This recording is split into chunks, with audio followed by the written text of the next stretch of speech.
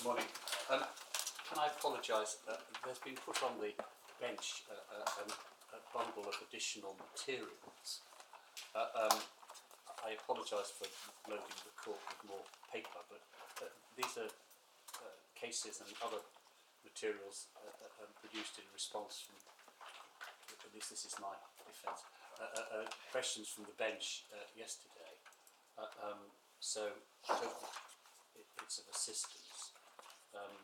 I'll say something more about them. I have only 4 very small points to deal with this morning, all of which arise from things that were discussed yesterday. And before you do that, Mr. Tomlinson, just to let the parties know that one of our judicial assistants has produced for us an article in the Cambridge Law Journal, which none of us have read yet, but in the interest of full disclosure we should tell you about in case we read it and find it of value. It's called Recognising a Privacy Invasion Tort, the Conceptual Unity of Informational and Intrusion Claims by Paul Ragg.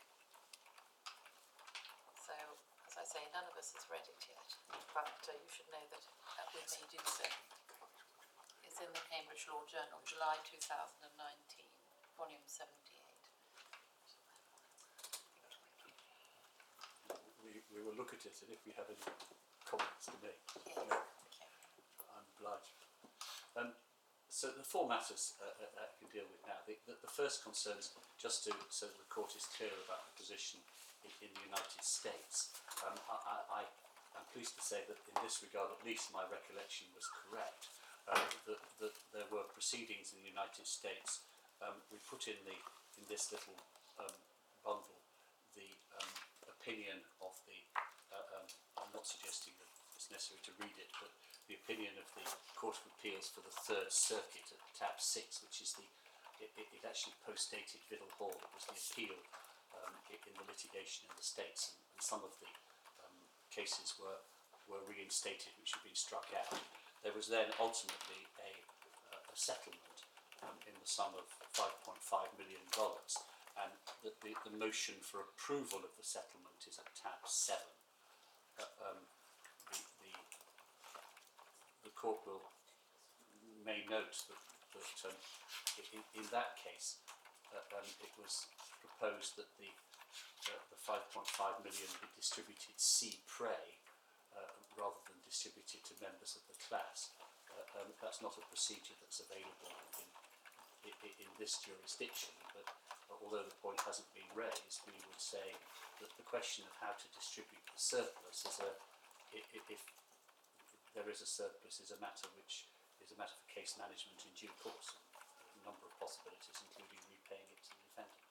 But I don't draw that to the court's attention. Is there any indication of the numbers of people represented in the United States? Is it known? That's a very interesting question, my Lord, and I'm sure it is known. It's a complicated case because a lot of the claims were struck out because many of the causes have actually required proof of special damage, which didn't exist, but some of them survived. If I'll find the number, I can let you know. The second area is, my Lord, the Chancellor asked about collating and loss of control. The position is that, as we understand it, the awards for what's called general hacking activity were damages under that head. That's why Lady Justice Arden in this court said that it would make a very substantial difference if damages weren't available under that head of damages.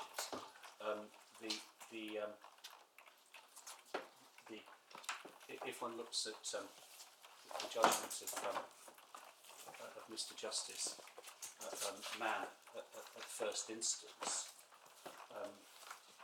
I wrongly said yesterday that the Fleet Street reports included the whole judgment. In fact, they didn't. My mistake. We put the full judgment into this additional bundle because there are a whole series of paragraphs which deal with awards made to individual claimants. But at paragraph 155,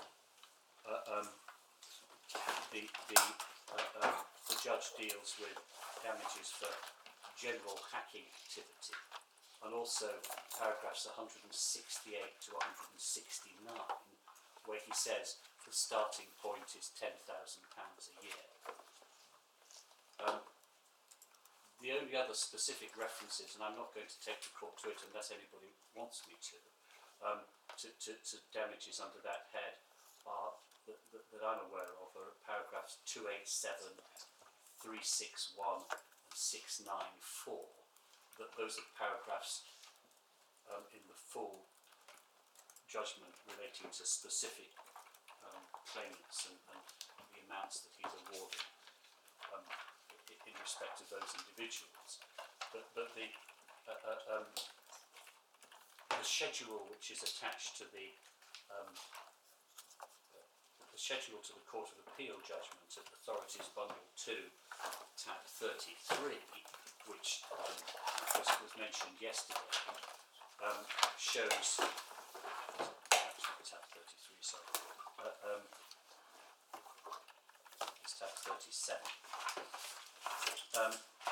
What that shows is that every claimant received an award under that head, general hacking, in varying figures. Not always 10,000. One of them 17.5, one 40, one 22, and so on. So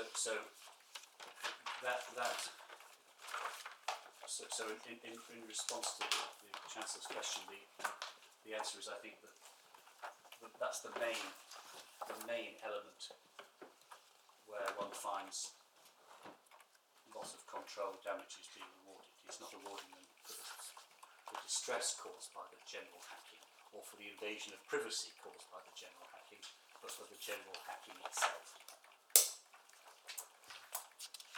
Thirdly, we were asked about lumber. The judgments of the Supreme Court are in tab 1 of this additional bundle. It's a notoriously difficult case to follow. I remember that the Chancellor dealt with this in a case called Bostridge, but only in relation to the false imprisonment aspect of the case. People now often take his summary of the case rather than going to the case itself, because there are nine judgments, and on the main issue there are some dissents, but on the issue of damages, 6 of the justices were of the view that the claimants were only entitled to nominal damages. That is to say, Lords Dyson, Collins, Kerr, Phillips, Brown and Roger. 3 were of the view that the claimants should receive vindicatory damages, Lords Hope and Walker and Lady Hale. In respect of the majority, the ones who thought that only nominal damages were appropriate, it's dealt with in substantively in 4 of the judgments. Lord Dyson is the passage that people normally refer to, paragraph 97.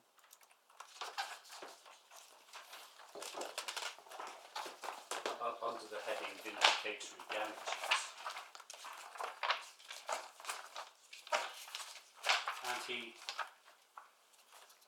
points out that such damages were recognised by the Privy Council in a Trinidad case called Ramanoop. This is paragraph 98, and that they were linked to violations of constitutional rights.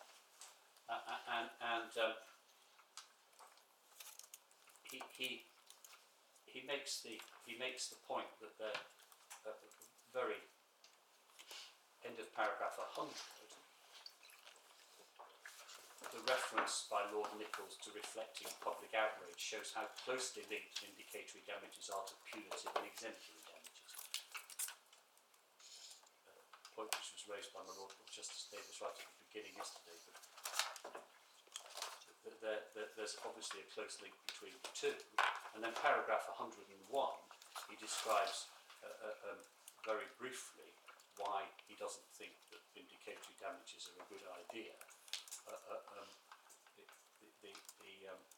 The consequences would be far-reaching, unruly horse let into our law, and so on. And the purpose of vindicating rights is sufficiently met by compensatory awards, where appropriate, declarations, or 3 exemplary damages.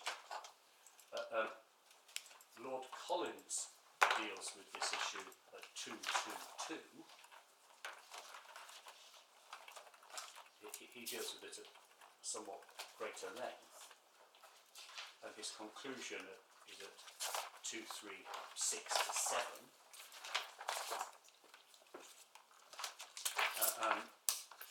where he says that making an award of vindicatory damages confuse the purpose of damages awards with the nature of the award, and then disapproving various minority dicta in other cases on the subject. Lord Kerr deals with it at 252,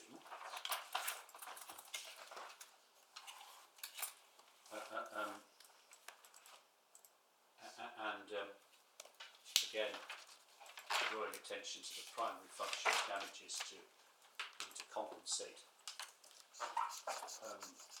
and then his conclusion is at 256.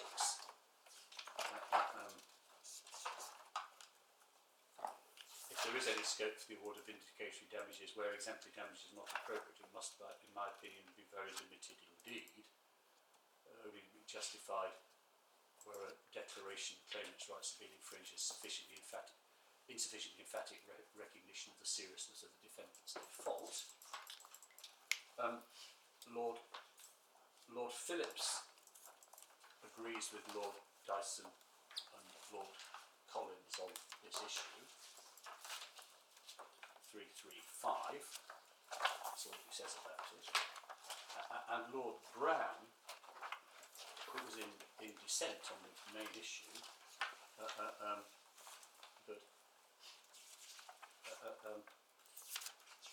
says that he disagrees. 361, he disagrees with the idea that a vindicatory award should be made, and Lord Roger agrees with Lord Brown. So, strictly speaking,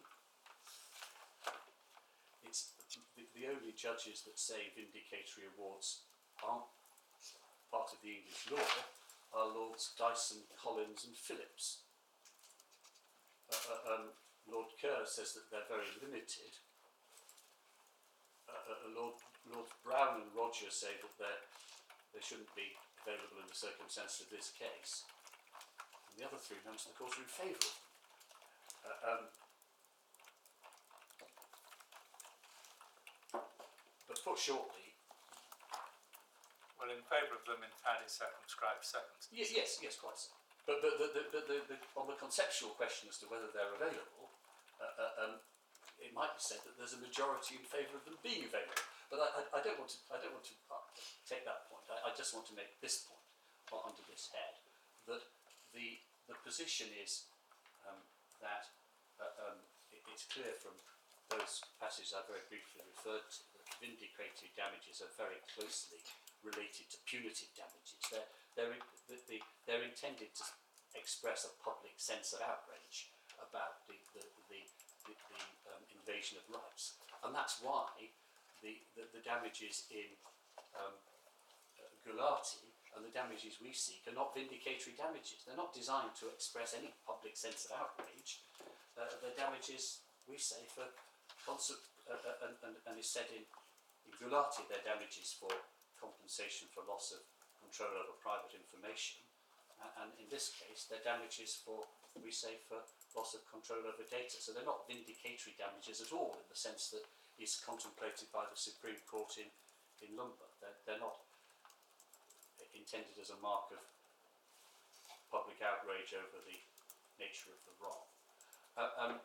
The final thing I want to deal with. So you would say seeking declaratory relief, for example, would not suffice? No, because if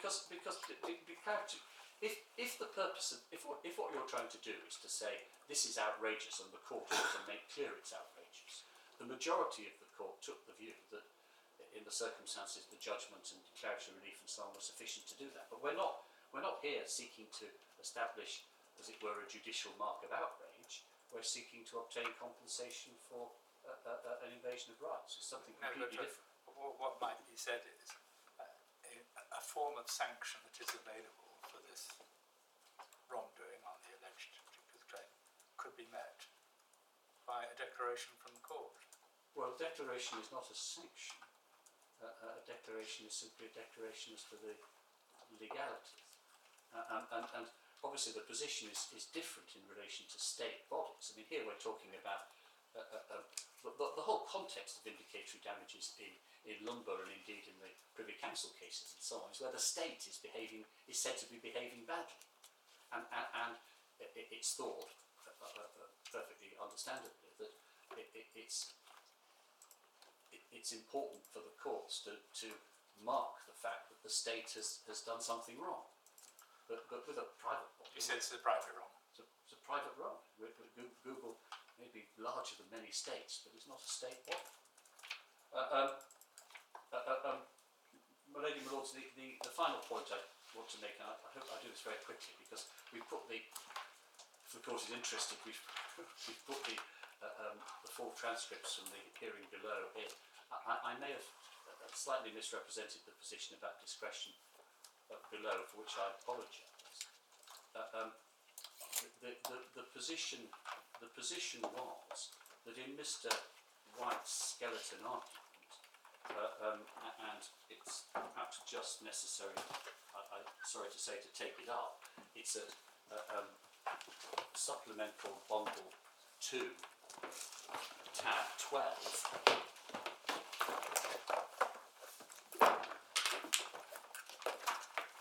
In his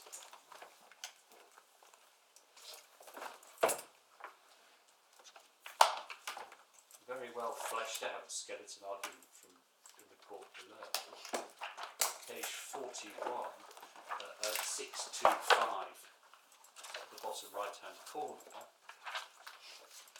tab 12, he says in any event there's no, the heading is in any event. So which paragraph is it? It's paragraph 113. His skeleton argument from the below in supplemental. Fine, I've got it on the screen. Thank you.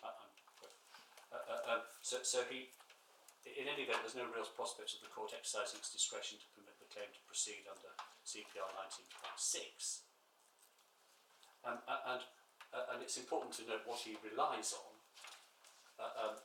in support of that contention, that the claim is illegitimate attempt to shoehorn an opt-out class action into the representative action procedure. That's the subheading above paragraph 115 on the next page.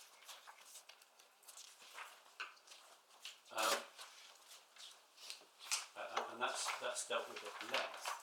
And then at 49, page 49, paragraph 136, 6 through 3, the proposed representative claim is unnecessary, unworkable, and will be disproportionately costly. So he's saying that there's no prospect of the court exercising its discretion. The matter was addressed in argument, and I'm conscious of the time. I'll just give the court the references. On page, day 1. Page 84 and pages 90 to 93, in my opening I discussed with the judge the question of whether exercising the discretion at this stage was appropriate, and said it wasn't because the court wasn't being asked to do it. Day 2, page 97, the judge asked Mr. White why he shouldn't exercise his discretion now. Mr. White agreed and said he regretted the wording above paragraph 113 in the skeleton. And then it was discussed in my reply, day 3, page 28, and I made the point that if an application was made that as a matter of discretion the action shouldn't continue, then it would have to be considered, and the position of the class members would have to be put before the court. And then that wasn't followed up by the judge.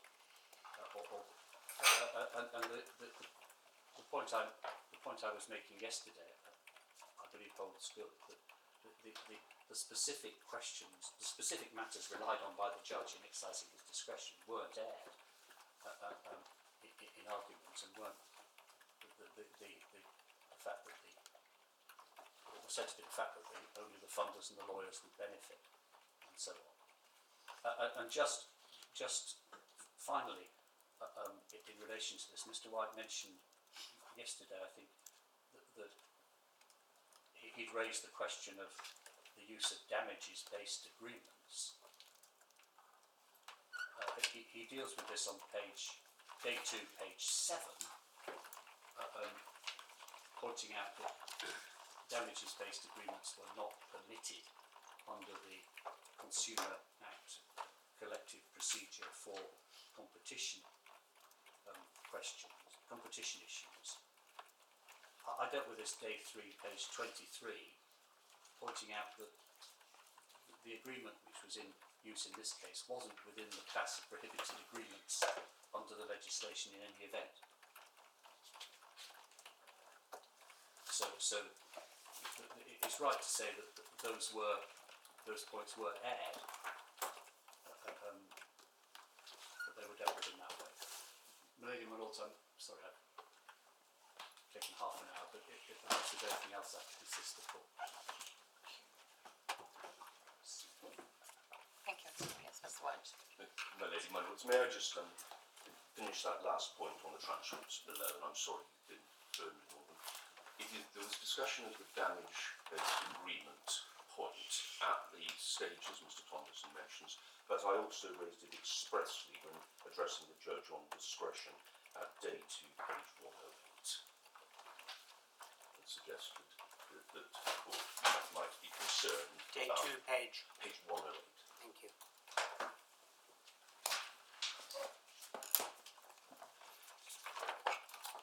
On ground 1, damage in section 13 of the DPA, we submit that the judge's reasoning, and at any rate his conclusions, are sound. The judge begins his analysis at paragraph 55 of the judgment by recognising, we submit correctly, that in the first instance this is a question of statutory construction. And we submit that his natural and ordinary meaning that defines paragraph 55 is right, both in section 13.1 and in article 23 on which it's based. The entitlement to compensation is not given to every person when there is a contravention, but only to that subset of such individuals who suffer damage. And in our submission, that wording is simply inapt, as the judge says, to characterise the mere fact of the contravention itself as amounting to the damage. It would be tautologous, in our submission, to read it that way. And we submit that in the data protection legislation, which we have brought to this country from European instruments, damage in Article 23 and thus Section 13 means material or non-material damage. And perhaps the best way to see that restated is in the GDPR provision, which restates Article 23. that's in the first volume of authorities, tab 9, article 82, subarticle 1.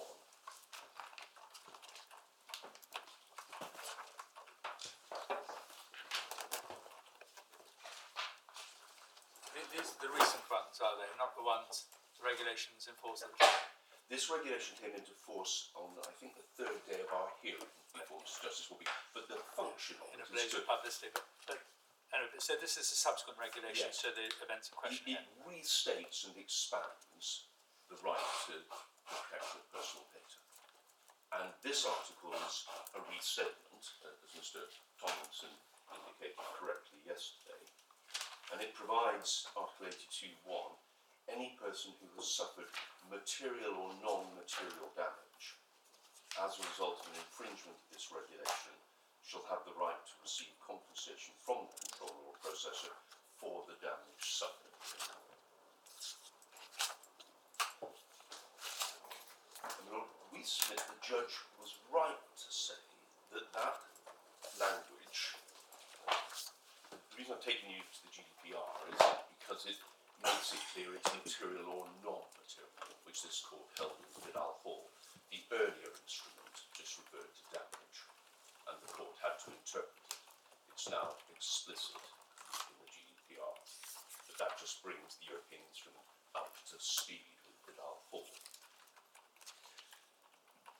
We submit the judge is right to say that that language doesn't permit the mere fact of contravention to amount to non-material damage for which there's an entitlement to compensation.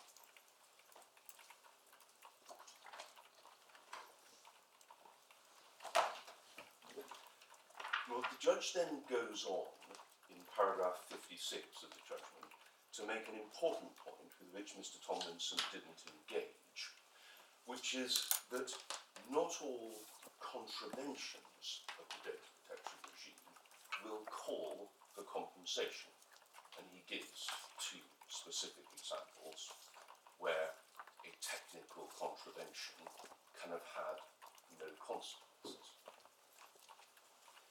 But he makes a second point of paragraph 56, which is important, which is there are a range of remedies other than compensation which may be available where compensation is not required. And they include, from the data protection legislation itself, the remedies he mentions in the middle of paragraph 56, rectification, blocking, erasure. And then at the end of the paragraph, the more general remedies, echoing perhaps a point made in the discussion of lumber, that in an appropriate case there might be injunctive or declaratory relief. Or were any of those in play in this case? Or No. could they have been? Mr. Tomlinson was asked by the judge whether he could cast his claim as a declaration. He expressly disavowed that. And my lady, that is at page 50 of day 1. We anticipate, it's speculation, but we anticipate the reason not seeking a declaration is because that would give no recovery for the funder to be repaid for. I think my question was slightly different one, not whether they'd asked for it, whether it was a realistic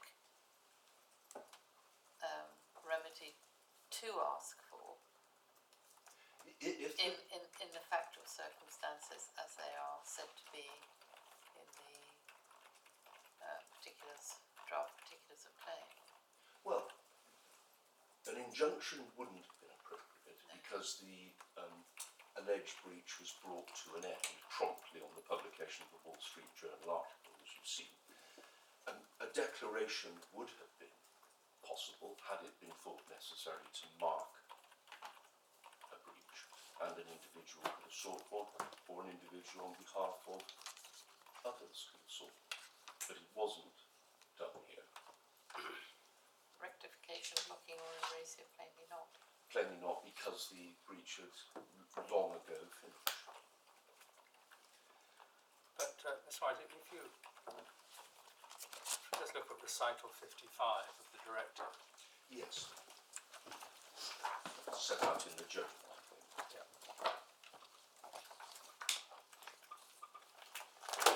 Paragraph 41. Now here,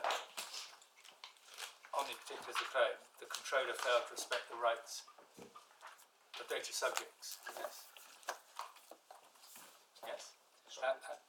And what recital says is national legislation must provide for a judicial remedy.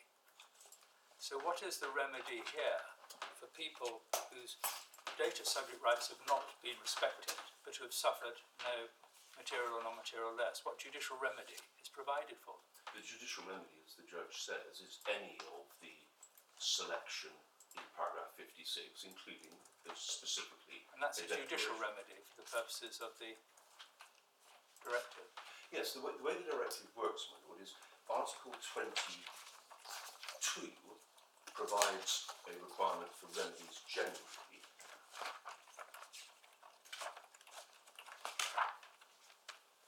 Without prejudice, any administrative remedy for which provision may be made, amongst other things, before the supervisory authority referred to in Article 28 prior to referral to the judicial authority, Member States shall provide for the right of every person to a judicial remedy for any breach of the rights guaranteed him by the national law applicable to the processing in question. But the right to a specific type of remedy, namely compensation, is then set out in a second article, Article 23. No, I understand that, but what I'm just checking with you is, if, as you say, compensation isn't available here, what is the judicial remedy which is available? Well, in an appropriate case, any of the remedies he mentions in 56. The fact that a remedy is available doesn't mean it will be granted in every case. And the injunctive relief would be appropriate in many cases.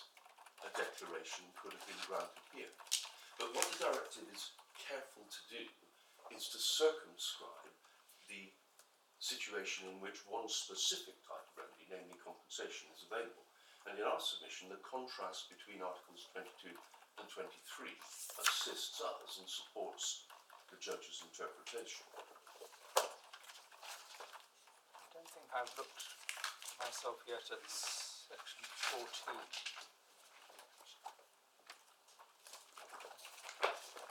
Mr. Section 14. President points out that erasure might have been a possibility as far as any of the data was obtained. Some other judicial remedies might be.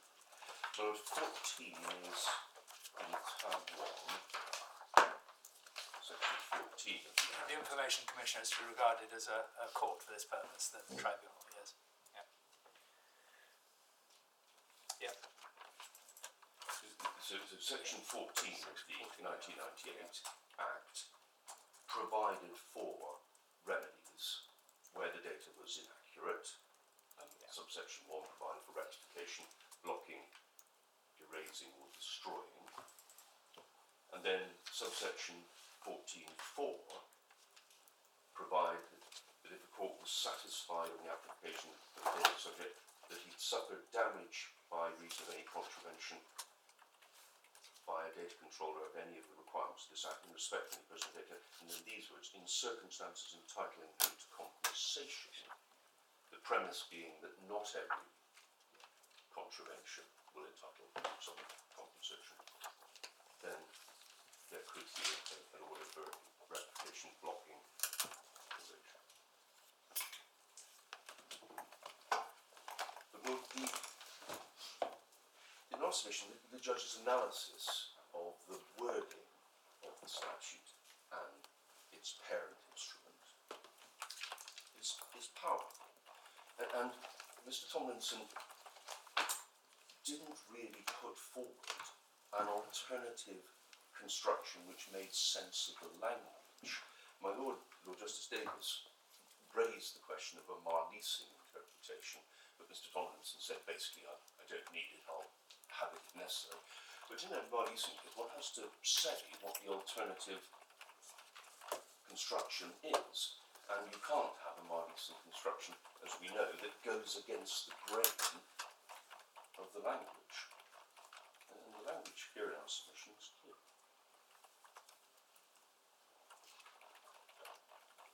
But the judge then moves on at paragraph 57 to cite Vidal Hoyle and makes the point that whereas the Charter required, and this court held in that case, that the remedy of compensation must be available where distress is suffered, he says the same is not true where neither material nor non-material damage is suffered.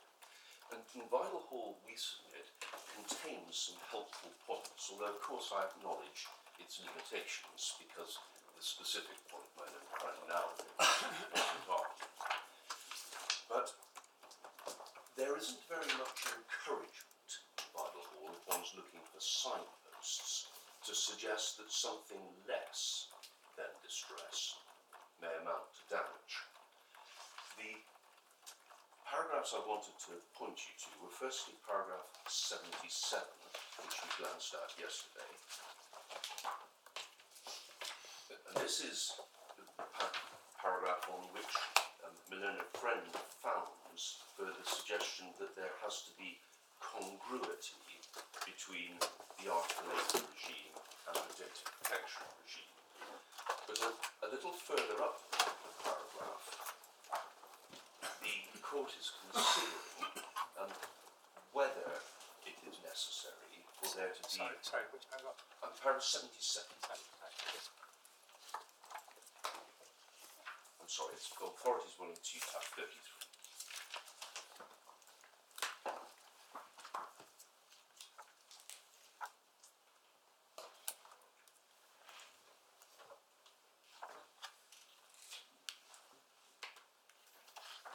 The conclusion which it's supporting is at 76.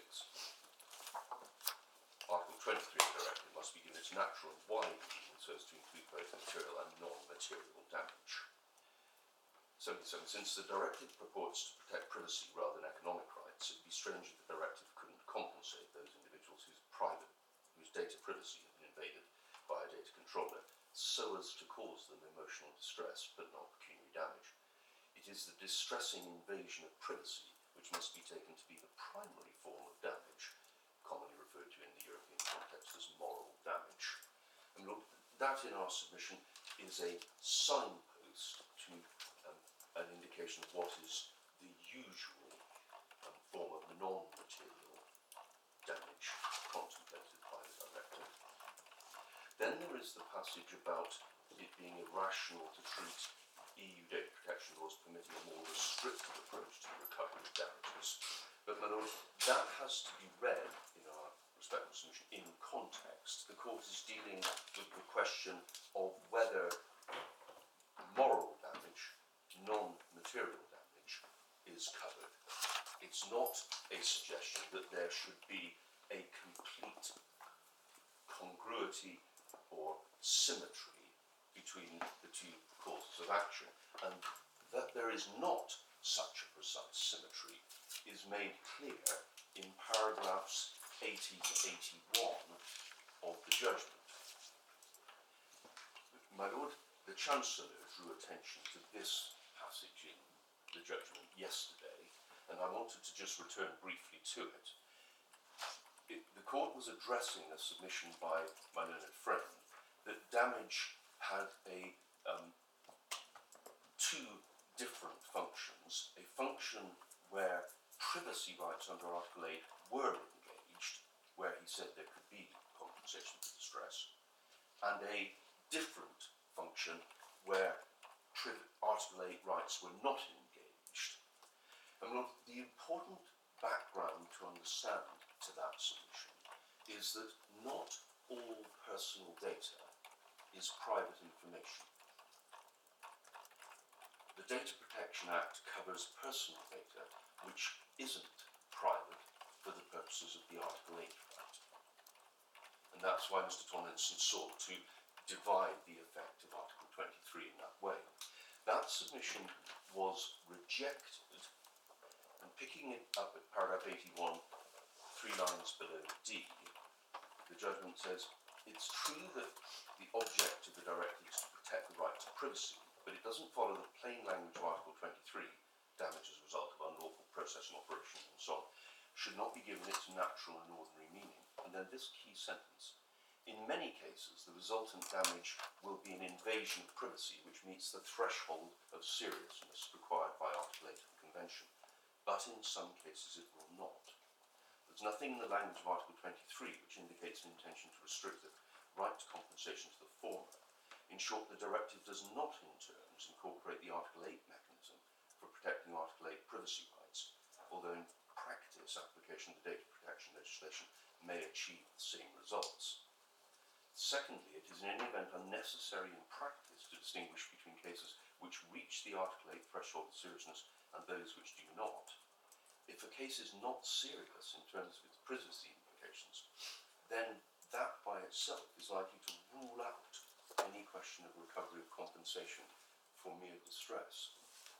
And Lord, there are two important points we fasten on made there. The first answers a question debated in argument yesterday about the threshold. There was a question asked by both my Lord the Chancellor and by Lord Justice Davis about whether the threshold looked at the infringement or looked at the consequences. The statement of law which we respectfully adopt in paragraph 81, just below letter E, answers that question. In many cases, the resultant damage will be an invasion of privacy which meets the threshold of seriousness required by Article 8, but in some cases it will not. So what you look at to see whether the threshold is passed is the resultant damage, not considered some abstract features of the breach. And Mr. Tomlinson, as I understood his argument yesterday, conceded that you looked at both the features of the infringement and the consequences. How realistically can you separate the two when you're looking at the question of misuse of private information? Well, this case provides a very good example in our respectful submission, and Lord Justice Davis identified from the findings of fact two subcategories within the class, namely those who couldn't care tuppence and those who welcomed the tailored advertising. Those Well, that's in relation to data protection. But I was just asking because we were dealing in Beadle Hall with the misuse of private information.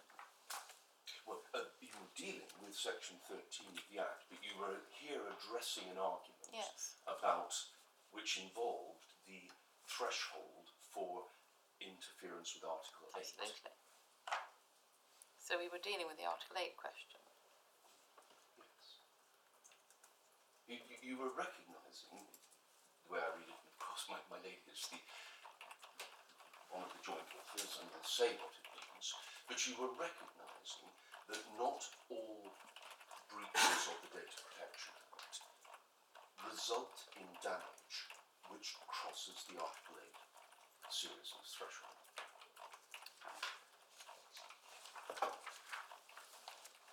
I just made the point that yesterday Mr. Tomlinson appeared to accept that in order to consider whether the threshold was crossed, you had to consider in the case of each individual the features of the infringement and the consequences. But I'm not sure you've answered my lady's question, which is the disentanglement of the infringement from the damage. And Mr. Tomlinson says you cannot disentangle the two because you may have a very serious infringement which by luck doesn't cause much damage, to use that word neutrally, in the sense it doesn't cause distress, but is nonetheless a very serious infringement. So a deliberate infringement in order to make money for all the things that Mr. Tomlinson relies upon. Now, how can you say that the nature of the infringement is quite irrelevant, as you do say, to the consideration of whether the threshold for compensation has been met? Well, I rely on the formulation Yes, but it can't be construed as a deed. That was No, it was a part of the reasoning in the judgment rather than the ratio. No, I accept that, of course, but my lord the court asked for assistance yesterday on whether it was consequences or infringement, and I can point to this and say this focuses on the resultant damage. But, my lord, I have a second point, which is an important one I want to emphasise. Because all this goes to whether it's legitimate to have a uniform tariff. If the threshold in each of the 4.4 million breaches focuses on resultant damage, then the class can't be a problem. But even if it focuses in part, as Mr. Tomlinson would have it, or wholly on the breach, the extent of the breach varied as between individuals in the class. And the judge explains that very clearly at paragraph 91 of the judgment. It varied because well, there are numerous reasons. One is that not everybody had an iPhone for the whole period. Well, the type, of course, the nature of the breach varied completely. I mean, there were some people who had an iPhone for a day, and some people who browsed the internet 24 hours a day, and some people who browsed it once a day, and some none a day. So that's true, but the quality of the breach didn't vary. Looked at from the defendant's point of view, the defendant's conduct in making the infringement was uniform. Well, my lord, vis-a-vis an individual claimant, that's not with respect right. The claimant's case is some people had their sensitive personal data collected. That would be a different breach vis-a-vis that claimant. But your breach, I mean, forgive me if I'm wrong about this, because this may impinge on the technical aspects, but your breach was to collect data, sensitive or otherwise, and it was a matter of chance as to whether the breach actually succeeded in getting, or was the wrong word, actually had the consequence of collecting sensitive as opposed to other data, wasn't it? Well, my lord, it may have been to an extent a matter of chance, but the seriousness of the breach in the case of each of the 4.4 million breaches must, in our respectful submission, depend on matters such as that. Is it at this point that it's relevant to look at Mr. Tomlinson's point that maybe we're coming on to the representation I will do it. argument, but that it's a bit difficult for Google to make that argument. I mean, given that what's being asked for is, as it were, a minimum amount. No, my lady. It's not just a question of undercompensation, which is the way it was put yesterday. One sees a jury point that, Well, I think whilst he that may... conceded it was a forensic point. He did. And while one sees that might look unattractive for people, there's an overcompensation problem, which is the subcategory of those who welcome tailored advertising, and there's no appeal against the judge's finding there will be such a subset, will not have suffered any damage in any realistic sense, and should not be overcompensated by a tariff or uniform amount. Why do you say that? Because what is their reaction to what's occurring? It's only if you focus on distress that that point arises. No, if they actually welcome the tailored advertisement, it's not realistic to say their autonomy has been undermined or devalued in any sense. And a subset of the class will fall into that category.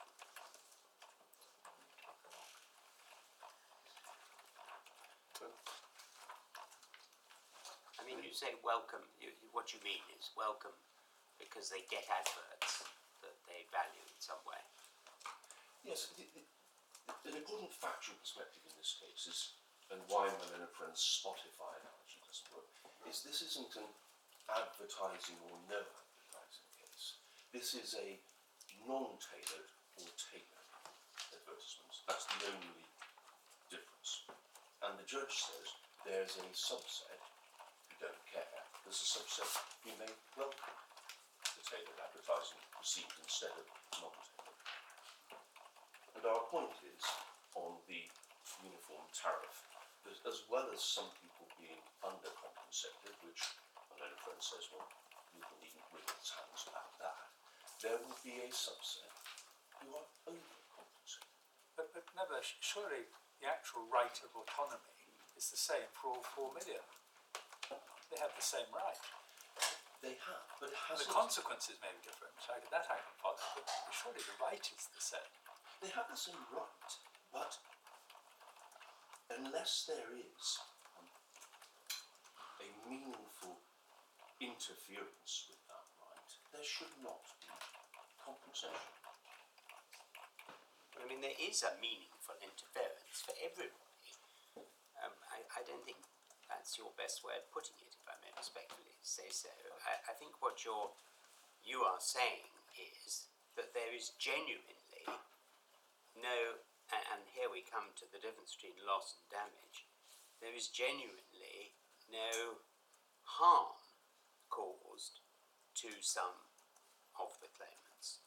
And therefore it would be perverse, I mean, I'm putting your argument, it would be perverse to compensate them even in a nominal amount when they have actually benefited from the infringement of their right.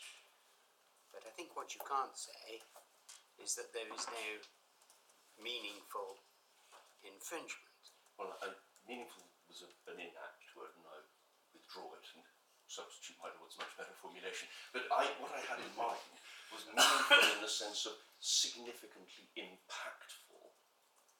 That's Well, consequential, having a damaging consequence. Yes. Yeah. And I'm happy with the wording in paragraph 81, the resultant damage, not crossing the threshold.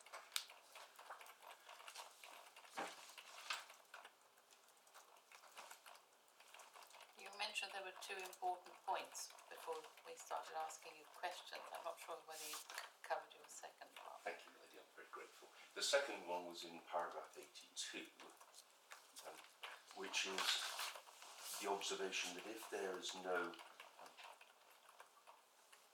serious privacy implication, that is likely to rule out any question of compensation for mere distress. It would be odd in our submission if, notwithstanding that feature of the regime, there could be compensation in every single case for the mere occurrence of the contravention. And then there was one... But the point wasn't expressly debated in Beadle Hall, it would appear. That's right. You were saying that the tenor of comments in 82 was rather turned against it. It's a strong signpost. I can't say any more than Mr. Tomlinson could say that the court's bound by Beadle, but it is probably the leading case in this area, and we did explore in a lot of detail the interaction between Article 8 and the Data Protection Act. I was quite struck by your reference to the latest version of GDPR and express reference to material and non-material damage. Is that, does that, that's quite specific, does that kind of language appear in the directive at all? No, in the directive, The answer is no. the word was simply damage, and then there was a controversial question. It came to this court in Vidal Hall. It's not the only, we're not the only member state to have been bothered by it, as to what damage meant in Article 23. And this court held, for the purposes of English law, that it accepted. And there are no working papers or anything like that which cast any light on what was going on thinking at the time. My lord, I've in past lives spent days on archaeology of European instruments, and it can be very difficult, but I don't know of anything that...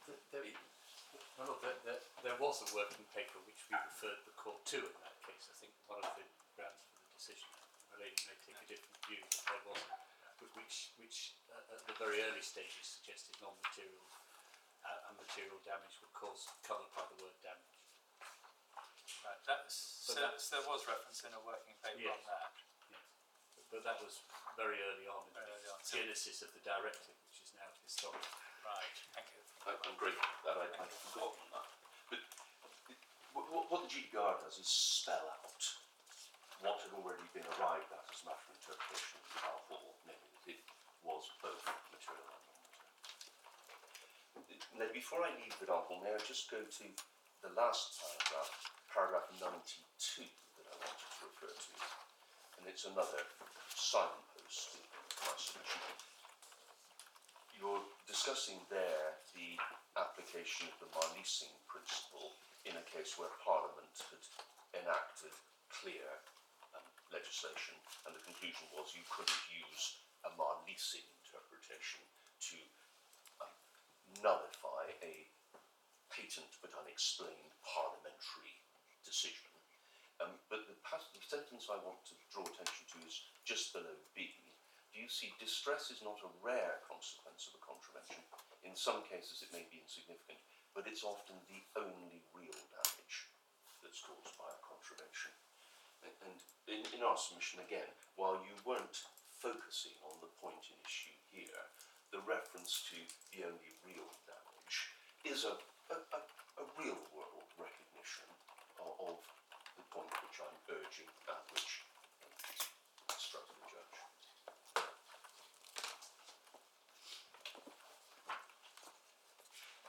The judge goes on, if I put Vital Hall away for a moment, the judge goes on in paragraph 57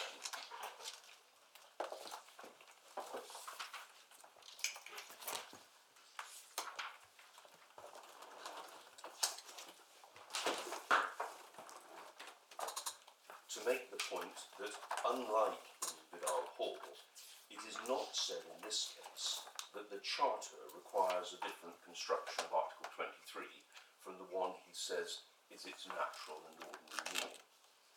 And there's no complaint about that. The reason for that is the incorporation of the right to data protection as a fundamental right in the Charter didn't expand on it. Its parameters are set by the directive.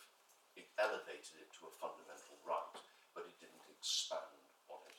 And so, unlike in Vidal Hall, where the successful argument ultimately was that the Charter required disapplication of section 13.2, no such point arises here. He then says in paragraph 58 that the pleaded allegation of damage is circular, and we respectfully agree.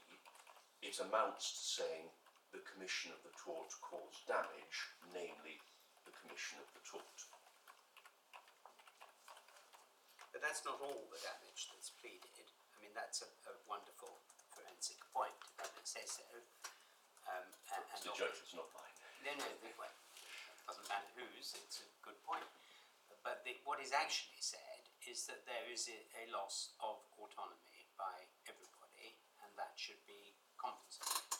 So it's all very well to start off by saying they pleaded that the infringement of the tort caused the infringement of the tort. The infringement of the right caused the infringement of the right.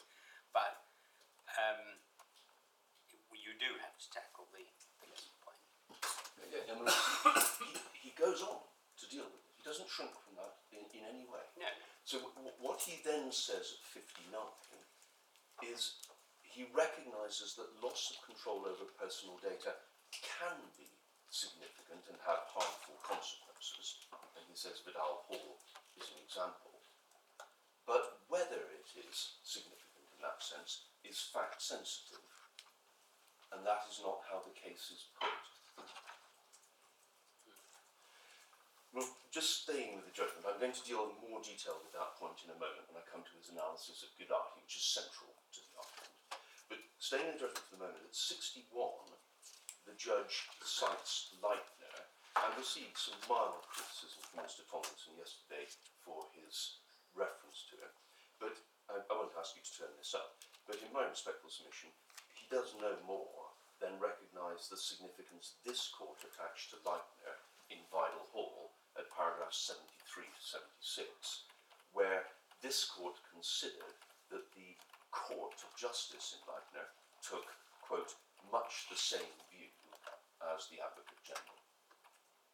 So the submission, I think, yesterday was that the judge wrongly thought that the court had adopted what the Advocate General said. That's exactly what this court in Vinyl Hall says happened in Lancashire. In my submission, there's no proper ground criticism for the judge there. He then summarises at paragraph 62 Mr. Tomlinson's two submissions, and at paragraph 63 makes a point we suggest is important, which is that the different torts, misuse of private information,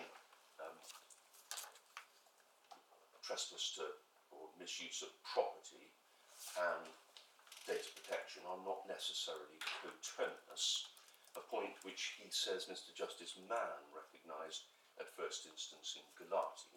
He says that at paragraph 65. But we submit that that's right. We don't agree with Mr. Tomlinson's suggestion yesterday that data protection and misuse of private information are, as he memorably put it, two halves of the same orange. I was going to say it was a colourful metaphor, which I perhaps would have been too much. But it's not, they're not two halves of the same orange. And the first reason for that is the one I've already given, namely that not all personal data is private information within the scope of Article 8. The DPA includes but is not limited to such private information. The second point I make in support of the judge is I get from a very recent decision of the court, of this court, in the Morrison's data breach case, which is in the new bundle. I'll just tell you what the point is. This court recognised that data protection breaches, because of the width of the concept of processing in the Act, cover circumstances which would involve breach of copyright, defamation, harassment and negligence, as well as covering misuse of private information. I mean, that is said in the judgment in Morrison's, which is in the new bundle, tab 2. This case is going to the Supreme Court on the question of vicarious liability. The Supreme Court granted permission fairly recently. Morrison's was the well-known case where a disgruntled employee of the supermarket who felt unfairly accused of the use he'd made of the firm's postal facilities downloaded a vast amount of data relating to the firm's employees and posted it online. May I ask for soft copies of the new documents, please? Yes, of course, Lloyd, we'll make sure that happens. Yeah, paid work. So the case was tried by Mr. Justice Langstaff at first instance, and he held there had been a breach of the Data Protection Act, I think Data Protection Principle 7, and a misuse of private information. And he held that Morrison's were vicariously liable for the conduct of the disgruntled employee.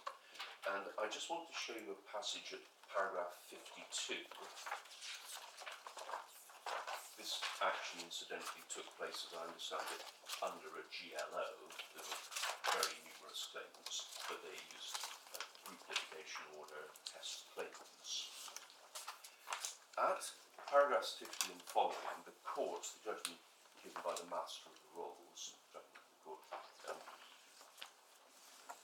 Lord Justice Bean and Lord Justice Flo, the other members of the court, are dealing with the submission that the DPA had by necessary implication excluded an employer's vicarious liability at common law for an employee's misuse of private information and breach of confidence, and sees the submission recorded at 50.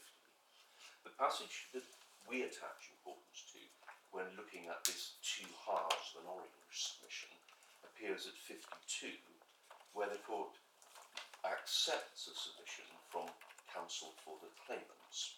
Furthermore, as Mr. Jonathan Barnes, counsel for the claimants, observed, the processing of data is defined so widely in section 1.1 of the DPA that it's capable of embracing matters as varied as breach of copyright, defamation, harassment, and negligence. And that was considered significant on the question of vicarious liability. But we say it's also significant on what is the core of the Friends case, this alleged congruity between misuse of private information and data protection. They are different torts, and there is no presumption that they are coterminous. But why does it matter? Of course, one might say they're not coterminous. They have different origins and different consequences. One is statutory and one is broadly not. But why does it actually help you on the substance of the argument, which is that they do have common origins?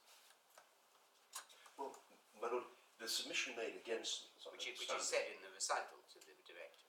They do. One purpose of the directive, undoubtedly, is to protect rights of privacy in the processing of personal data.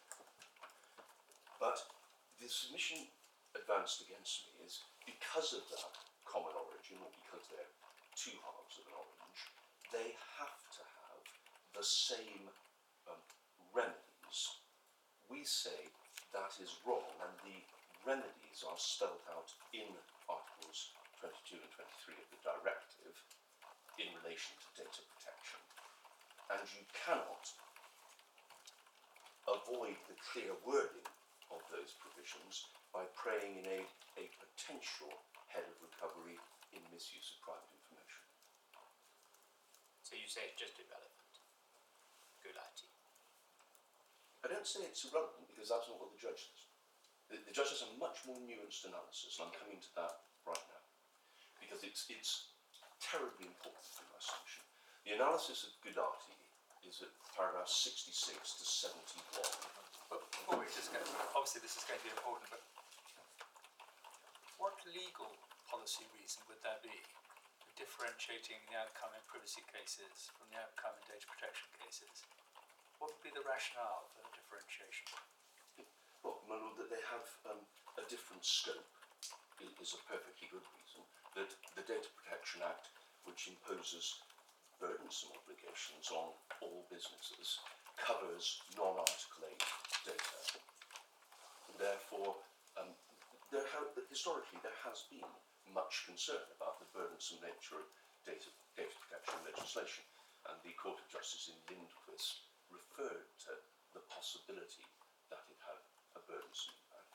These days we're rightly much more concerned about the individual fundamental right, but historically when the legislation was drawn, that was a real concern. And so to make provision for limited circumstances where there is a right to compensation makes perfectly good sense. Especially when coupled with the other bespoke remedies that the judge points out, which exist only in the data protection. I take your point that on whether these are coterminous, that you might say, well, the Data Protection Act covers non-Article 8 data. Of course, we haven't had a defence in that case, so we don't know whether that's going to be said in this case. But on the face of it, if you have data which is taken from people's telephones, where would you put that on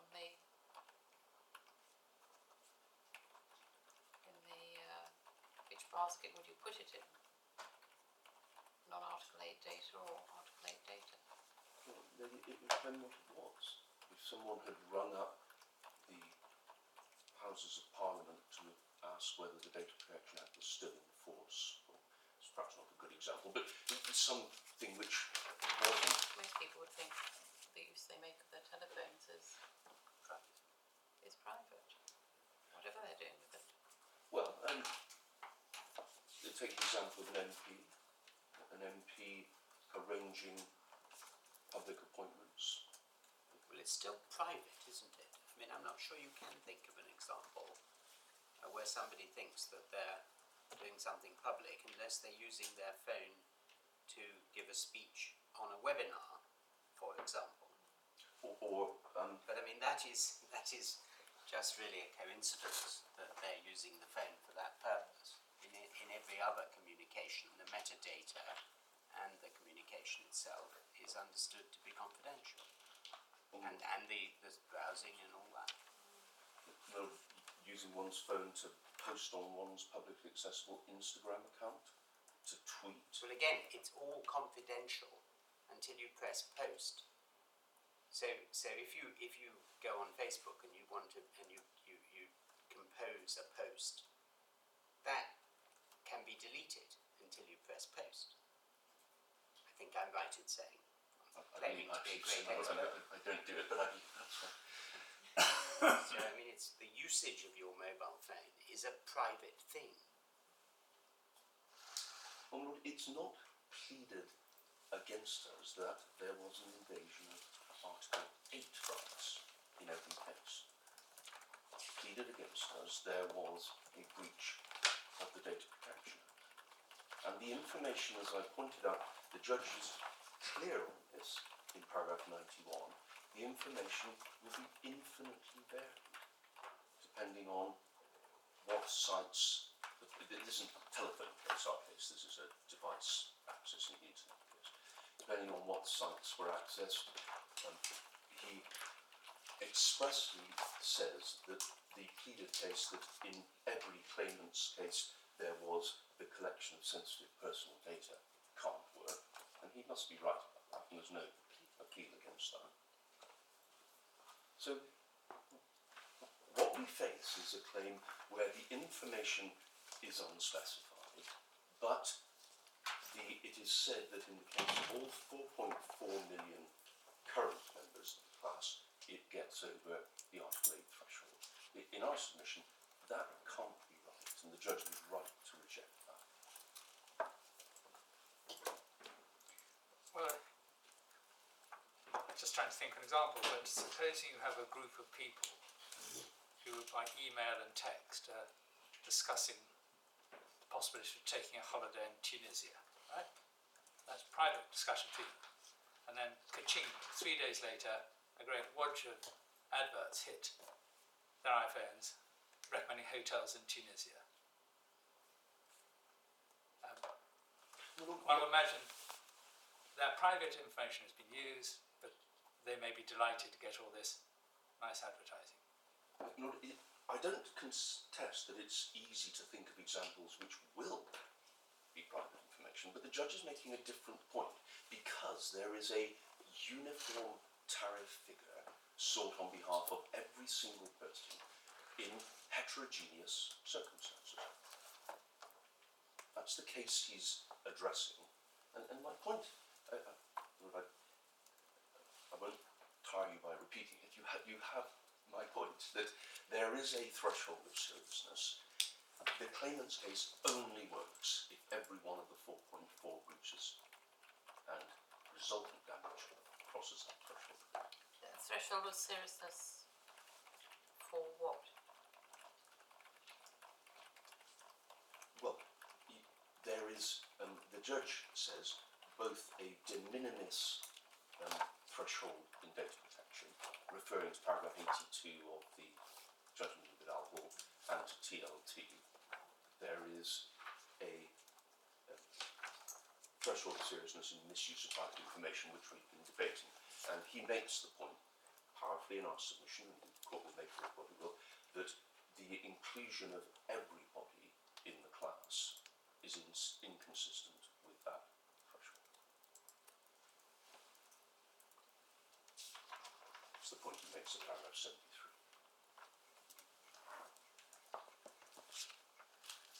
But I was going to come to the judge's analysis of Givati. It's not right, as my friend said yesterday, to say the judge merely says it was an exceptional case on its facts and therefore I couldn't decide. It is true he makes the point at paragraph 71 that the case was exceptional on its facts. But the central point that he makes is a different one, and it's made in particular at paragraph 66 and the beginning of paragraph 70, which is that Gulati does not hold that in misuse of private information, substantial damages are always recoverable and must always be awarded just because the tort's been committed, regardless of the nature of the wrong and its impact on an individual. As I say, that emerges particularly clearly at 66 and again at 70. Well, and 67, where he cites Mr. Justice Mann's use of the conditional may. And my lady, we say his reading, Mr. Justice Warby's reading of Gulati is correct. It is on problem. It does establish that in misuse of private information, damages can be awarded for loss of control, and illustrates a situation where they were, on particular facts, so awarded. But it is emphatically not an authority approving a uniform or tariff award for any commission of a tort, regardless of its consequences to the individual. And interestingly, when you look at Gulati in detail, they didn't award a tariff. Quite so. They award different figures to different people. Quite so. It's utterly fact sensitive. The nearest it comes to a tariff is, I think, at paragraph 230 at first instance, where you've got the starting figure of 10,000 a year for general hacking. But that figure is arrived at because of the specific features of the general hacking, that it went on day in, day out for an extremely long period. And Can I just ask, because that's been on my mind for a little while, and I think it's an important point. What is the difference between general hacking, because I had a lot of evidence and saw a lot of cases involving general hacking, which was basically doing the things necessary to get into somebody's mailbox and monitor it, and generally setting up procedures to remove people's data without their consent. Well, my lord,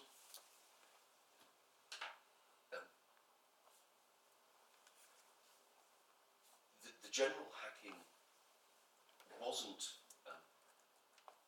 compensated merely because it had occurred. It was compensated because of the features impacting on individuals which it possessed. That's the crucial difference between Gulati and the present case. The present case doesn't seek to set out any individualisation of the way in which the variety of intensities of the interference impacted on anyone. And not only is Gulati not authority for the proposition that you can have a uniform or tariff award, when the case came to the Court of Appeal, Lady Justice Arden mentions a tariff at one point and says that it's not available. That's at paragraph 77 of the Court of Appeal judgment. It's tab 37 in the second authority part.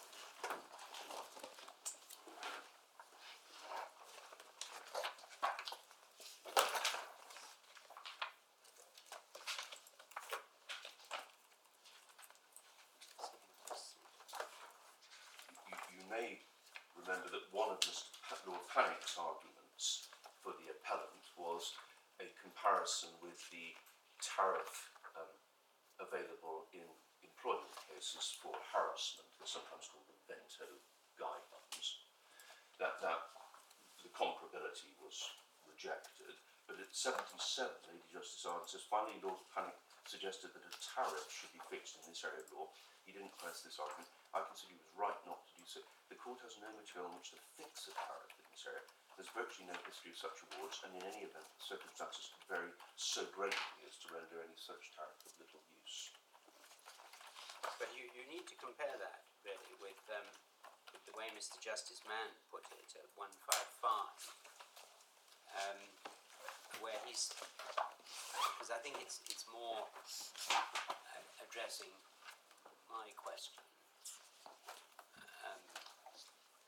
Directly. I'm sorry, the 155. Yes, I think that's where he says.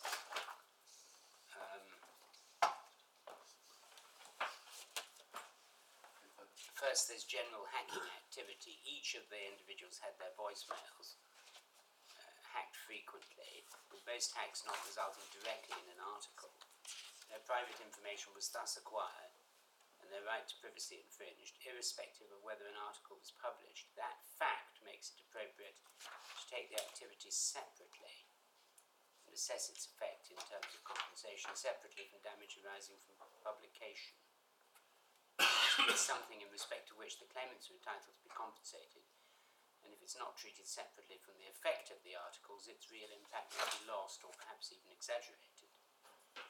So he takes it separately and moves to a separate category of wrong, separately reflected in order to ensure the objective of the damages awards achieves its aim. I agree it's not the most elegant of exposition. I don't criticise its inelegance, but what he's doing is reasoning from the particular facts and impact on the individuals to a figure appropriate in this particular case. The starting point of 10,000 a year, he gets that at paragraph 230. But I mean, the point I'm putting to you, because I don't want to talk too much, I'm sorry, but is simply that he is actually addressing the wrong that the hacker did rather than the impact. He's saying the hacker hacked and got access to the voicemails, and that was bad and should be compensated, irrespective of the impact. We look at the impact afterwards. And that was really the import of my question. What's the difference between that activity and the activity in which you engaged, irrespective of impact?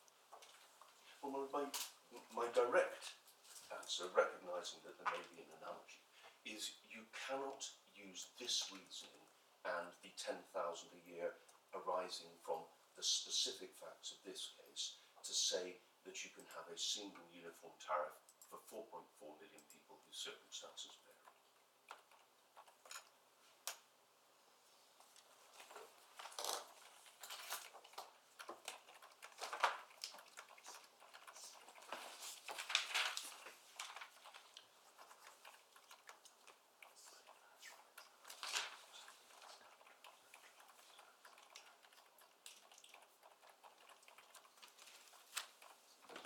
Mr. Craig reminds me that as well as paragraph 230, where he says there's a starting point of 10,000 a year, he says, when I give the figure for each claimant, I'll carry out such adjustments as seem to me to be appropriate in their respective cases. He says that at 231.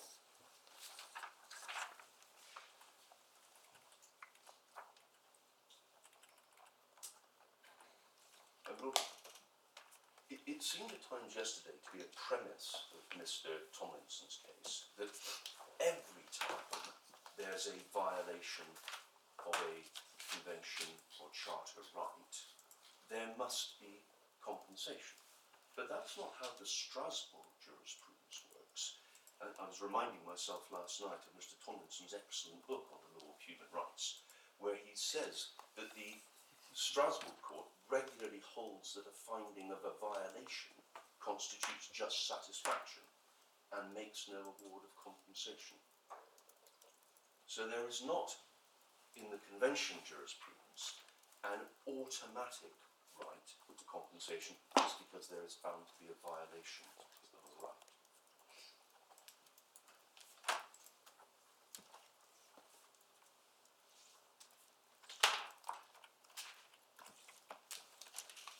Look at paragraph 68.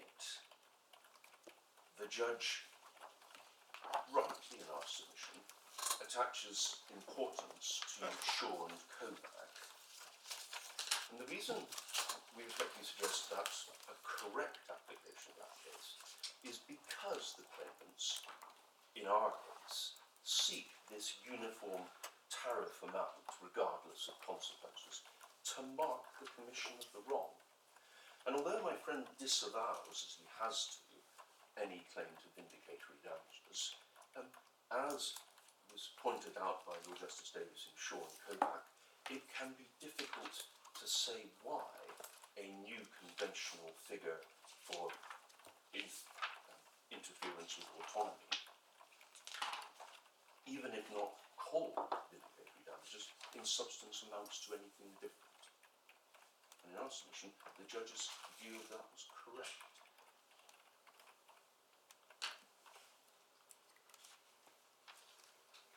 There was some discussion first thing this morning about the ratio of lumber, but I understand ultimately that not to matter because Mr. Tomlinson disavows any claim for vindicatory damages.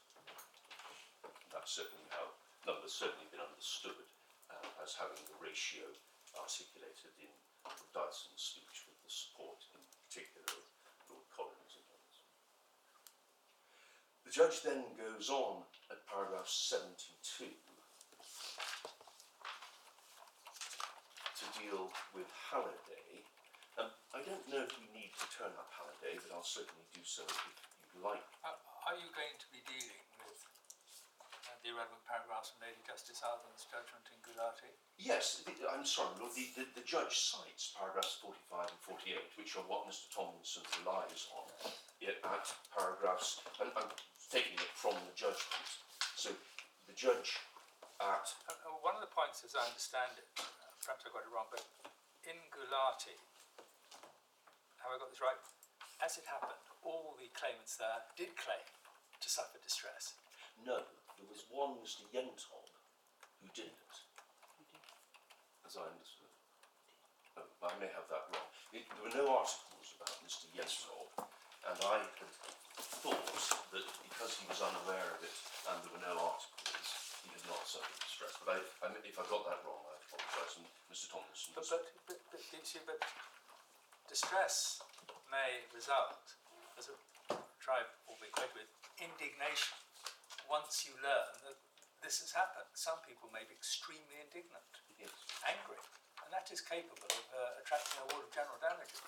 But this case isn't put that. I appreciate that. But all I'm trying to work out is, in Gulati, were all the claimants in a position to say, yes, I was angry, I was distressed? I rather read it that they were. They were. I'm sorry, my lord. My lord is right. There So were. So in principle, they could claim general damages. And did. And did. Yes. The issue was. Which is not this case, Yes. on the facts. It's not this case on the facts. The judge emphasises that this is a case without any allegation of distress, anxiety, indignation, however slight, on an individualised basis. And well, that's perhaps inevitable when you seek to represent 4.4 million people that you don't know and haven't contacted. But you are going to have to deal with the observations of Lady Justice Arden, which might be said to suggest the very fact that your rights have been invaded entitle you to compensation. Yes, the paragraph where the judge deals with that, in our submission correctly, is paragraph 69, where he cites the very paragraphs Mr. Tomlinson relies on, 45 through 48. He says, I don't believe in Gulati either court considered that what it was doing was making a conventional award for loss of autonomy as such. Lady Justice Arden made clear in terms that the awards were to compensate. She identified the essential principle at 45. By misusing their private information, MGN deprived the claimants of their right to control the use of private information. She then illustrated the point by reference to the facts of 3 obvious examples, and he sets them out. Lady Justice Arden said that the claimants are entitled to be compensated for emphatic that loss of control of information, judge's emphasis. At 47, she drew an analogy with loss of liberty. At 48, she identified the damages awarded as compensation for the loss or diminution of the right to control formerly private information and for the distress the claimants could justifiably have felt. In my judgment, the Court of Appeal's decision in Gulati is not to be read as approving the award of substantial damages for the abstract fact that a person has had their personal information misused. The essential features of Gulati can be summarised as follows. The case holds 1, that damages can be awarded for misuse of private information, even in the absence of material loss or distress. and two, in the factual circumstances of the cases before the court, the defendant's conduct had adversely affected the claimant's ability to exercise control of information about themselves, and thus the value of their right to exercise such control in a way and to an extent which was significant or material and deserving of substantial as opposed to nominal compensation. Well, in our submission, that is the right reading. Well, just sorry to nibble away at this, Mr. White, but I think we do need to come back to what the actual language of Lady Justice Arden rather than just the judge's summary of it. But why isn't the Court of Appeal's decision in Collating not to be read in that way? And I have your point, it was a privacy case, it's not a data protection case, but leave that one aside, why is it not to be read in that way? Well, look, And the judge just asserts that it isn't. because the awards are not abstract awards for the fact of the commission of the tort. They are compensation assessed on the basis of the individual facts of the case. The two are not inconsistent. Well, my lord, Gennady doesn't, in my submission, provide any succour for a tariff divorced from the facts of individual cases. Let's just get away from tariff for a moment, but just look at the way the whole argument was developed by Lord Panning at paragraph 39. The core submission was, in a case of breach of privacy rights, the court should award damages only for distress and injured feeling and not for the fact of intrusion into a person's autonomy. That was his argument, and that was rejected. I accept that, my lord. And So damages, you would say can, I say can. be awarded. But then, when do you do it and when don't you do it? Well, you do it if it has a significant or material impact or consequence. You don't do it merely because of the contravention, or you stray over into vindicatory damages.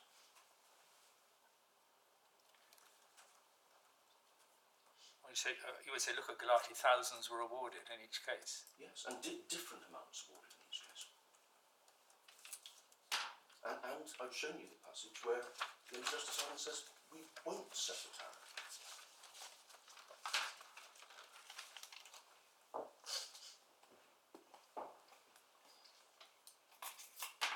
What do you say about paragraph 45?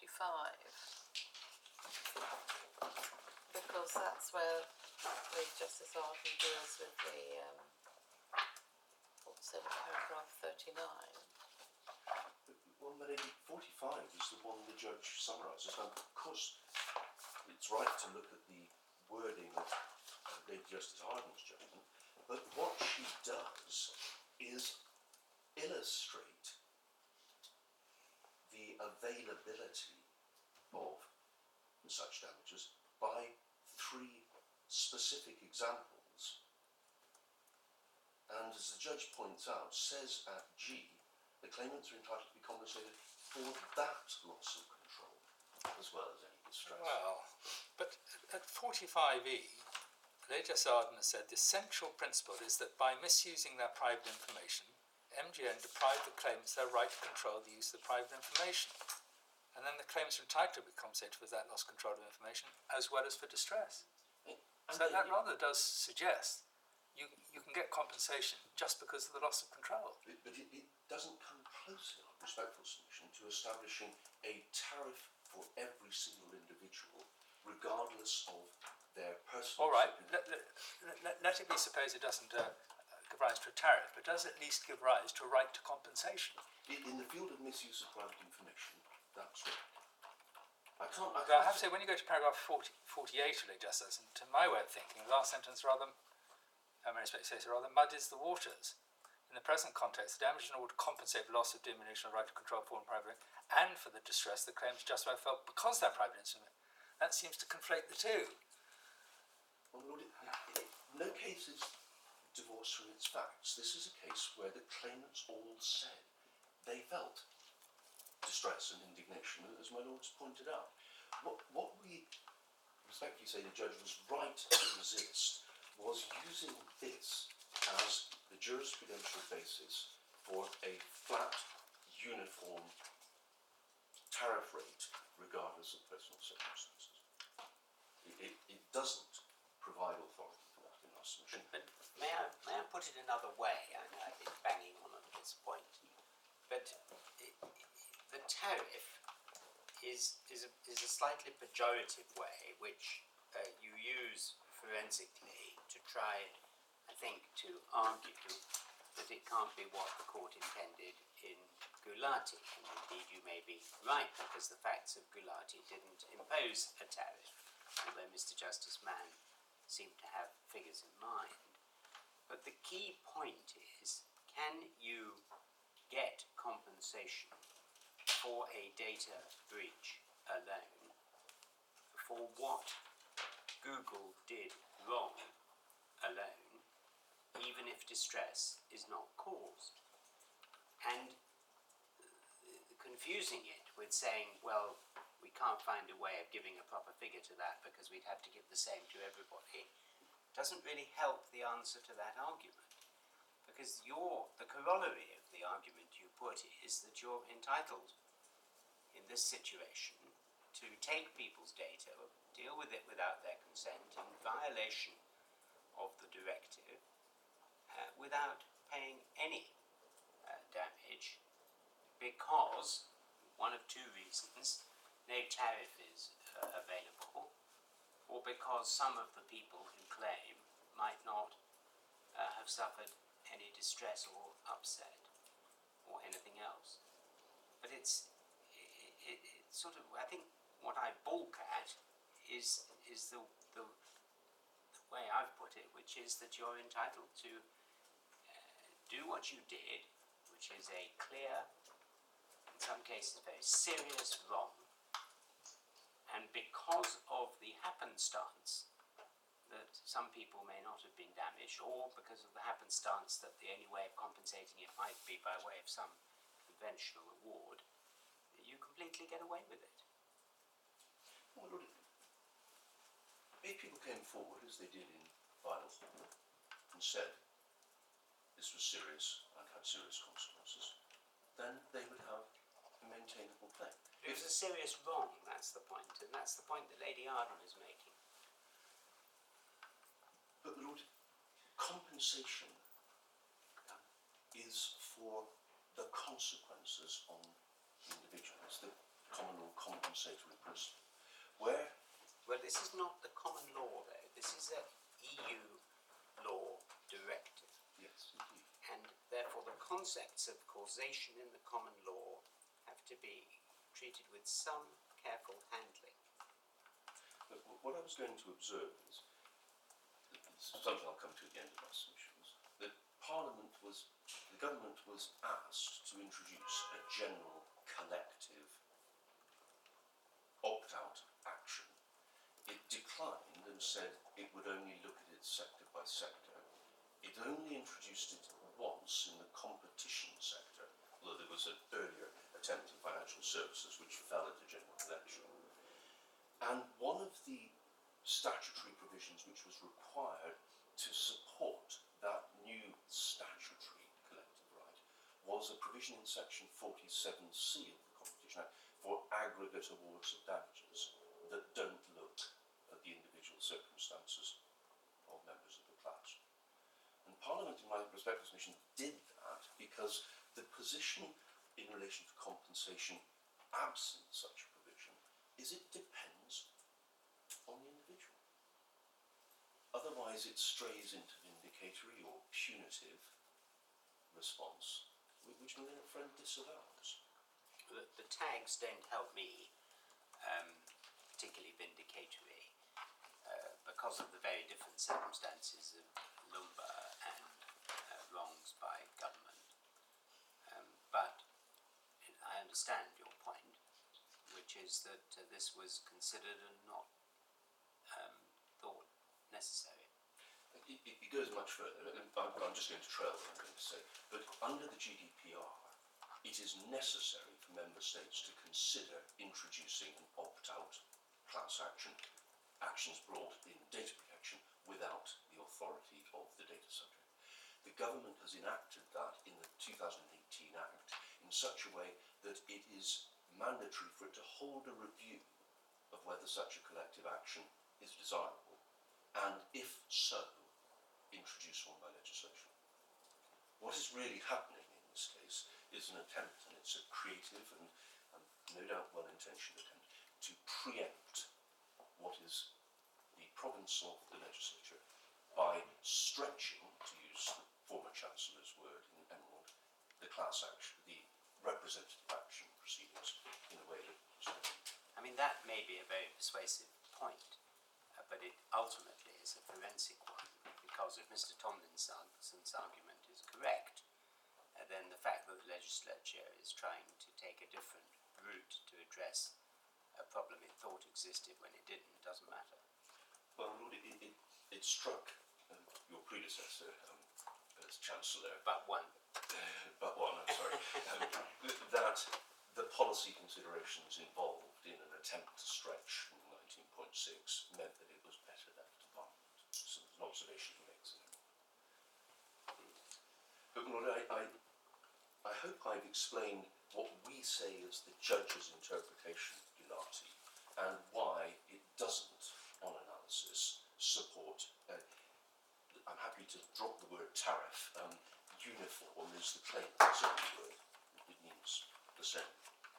Do any of the textbooks comment on the situation in the light of Gulati? I mean, it was Mr. Coppell's book, isn't there, on data protection, or I don't know, McGregor on damages.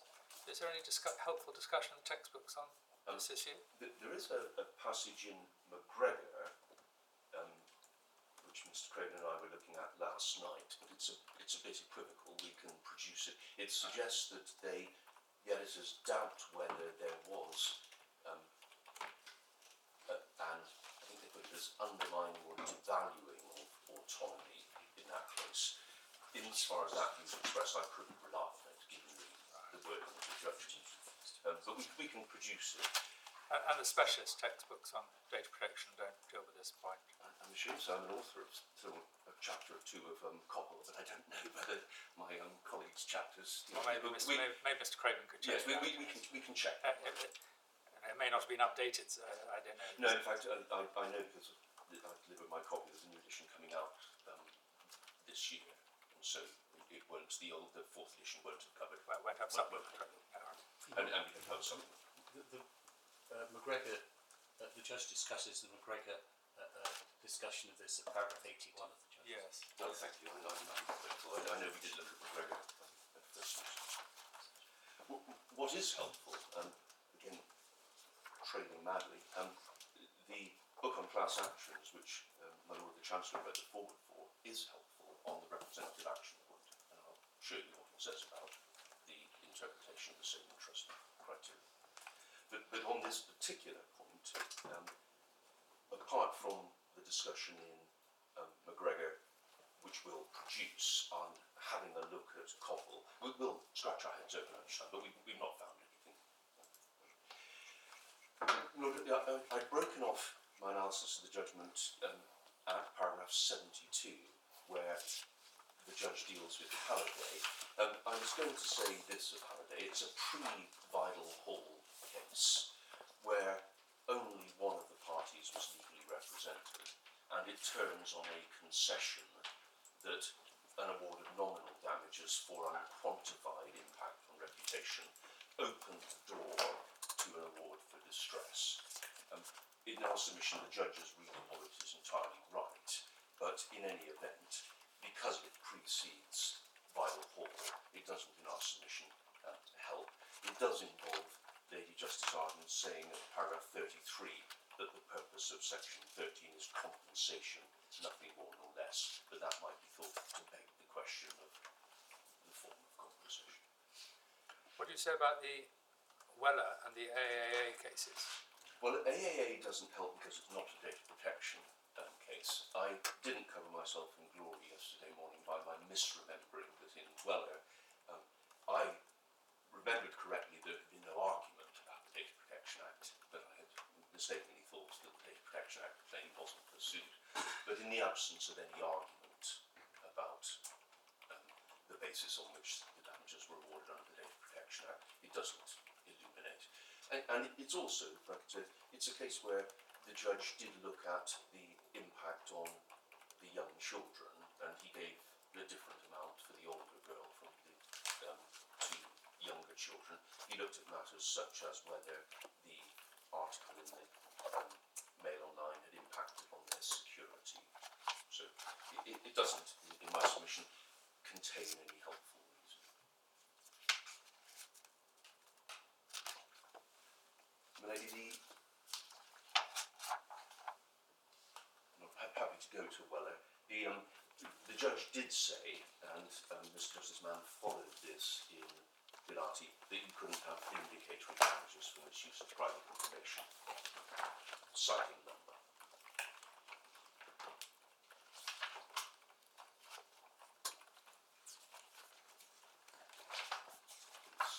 Volume 2, tab 31.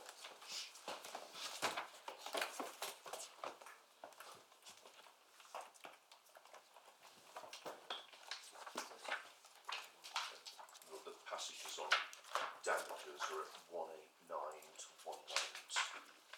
There's 192 in particular, isn't it? Damages for misuse of private information should compensate payments for the misuse of the private information. And then he extends that to data protection as well. Yes, You're saying it's wrong?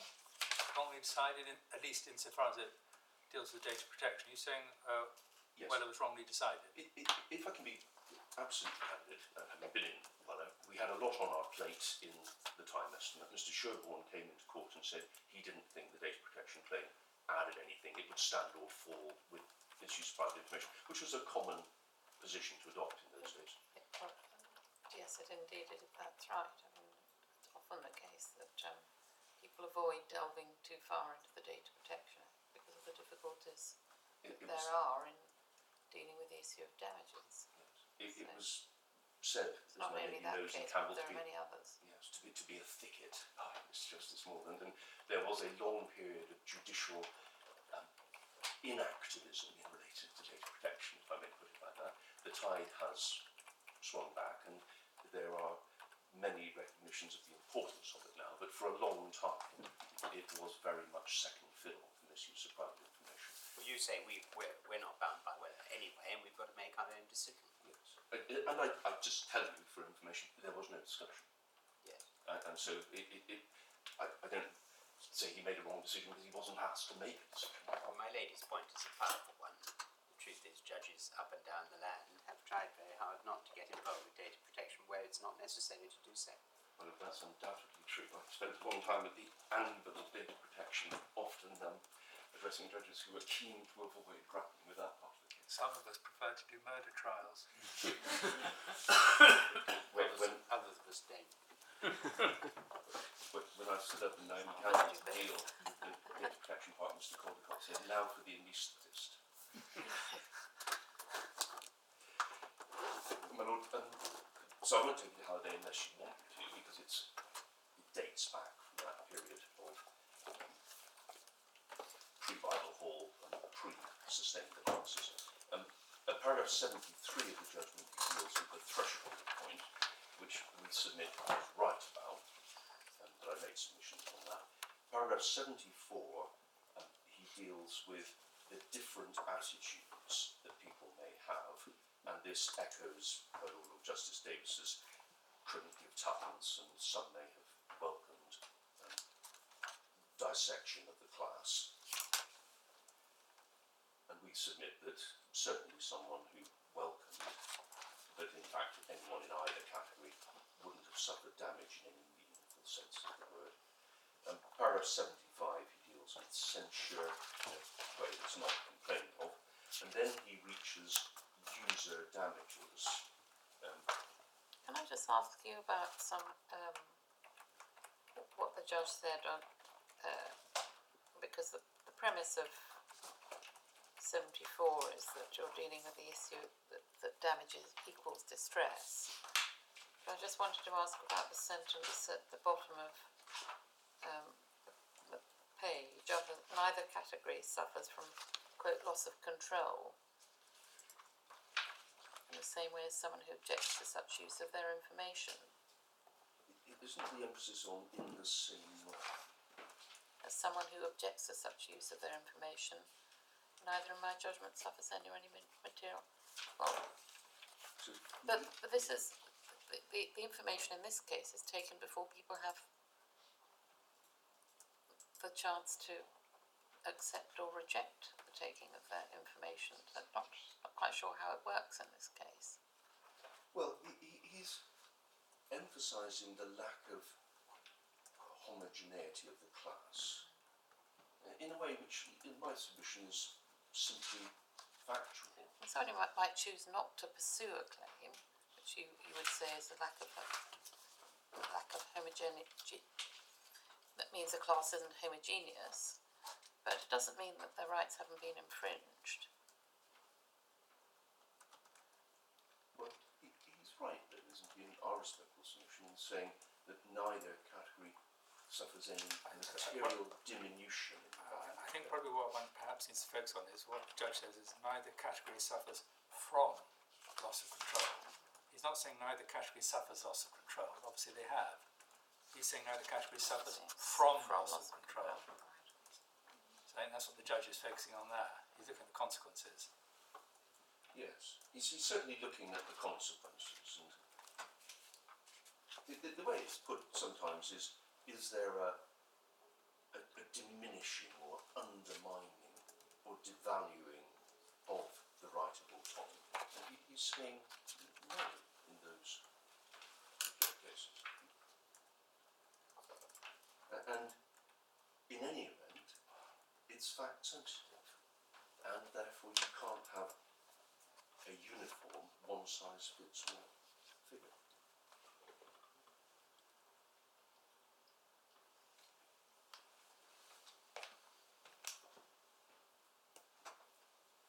He then turns to the question of user damages, as the term was put in the first instance.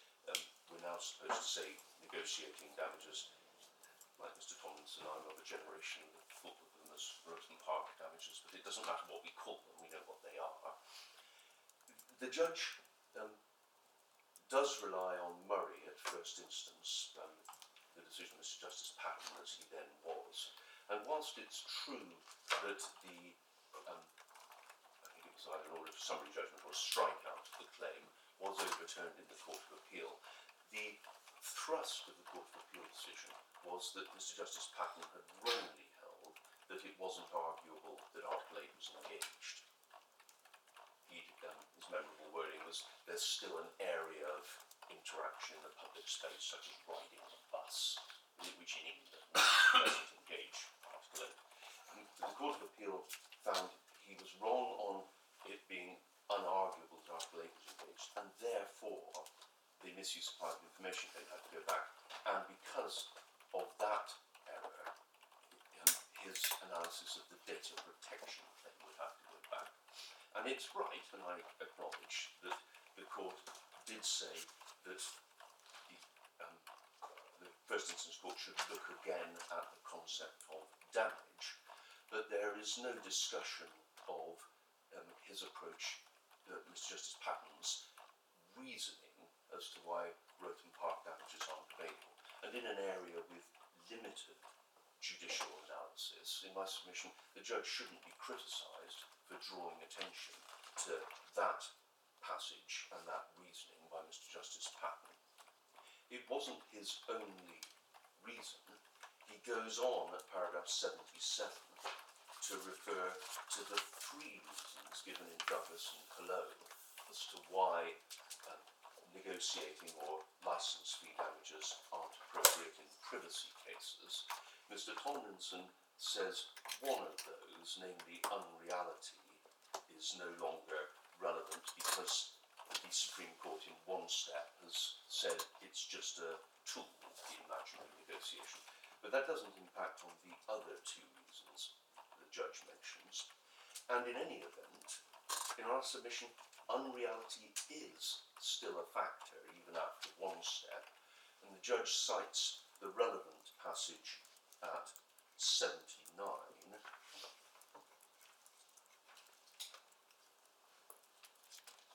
He points out that even in one step there was acknowledgement that there might be such artificiality that the fictional negotiation or imaginary negotiation couldn't be perceived.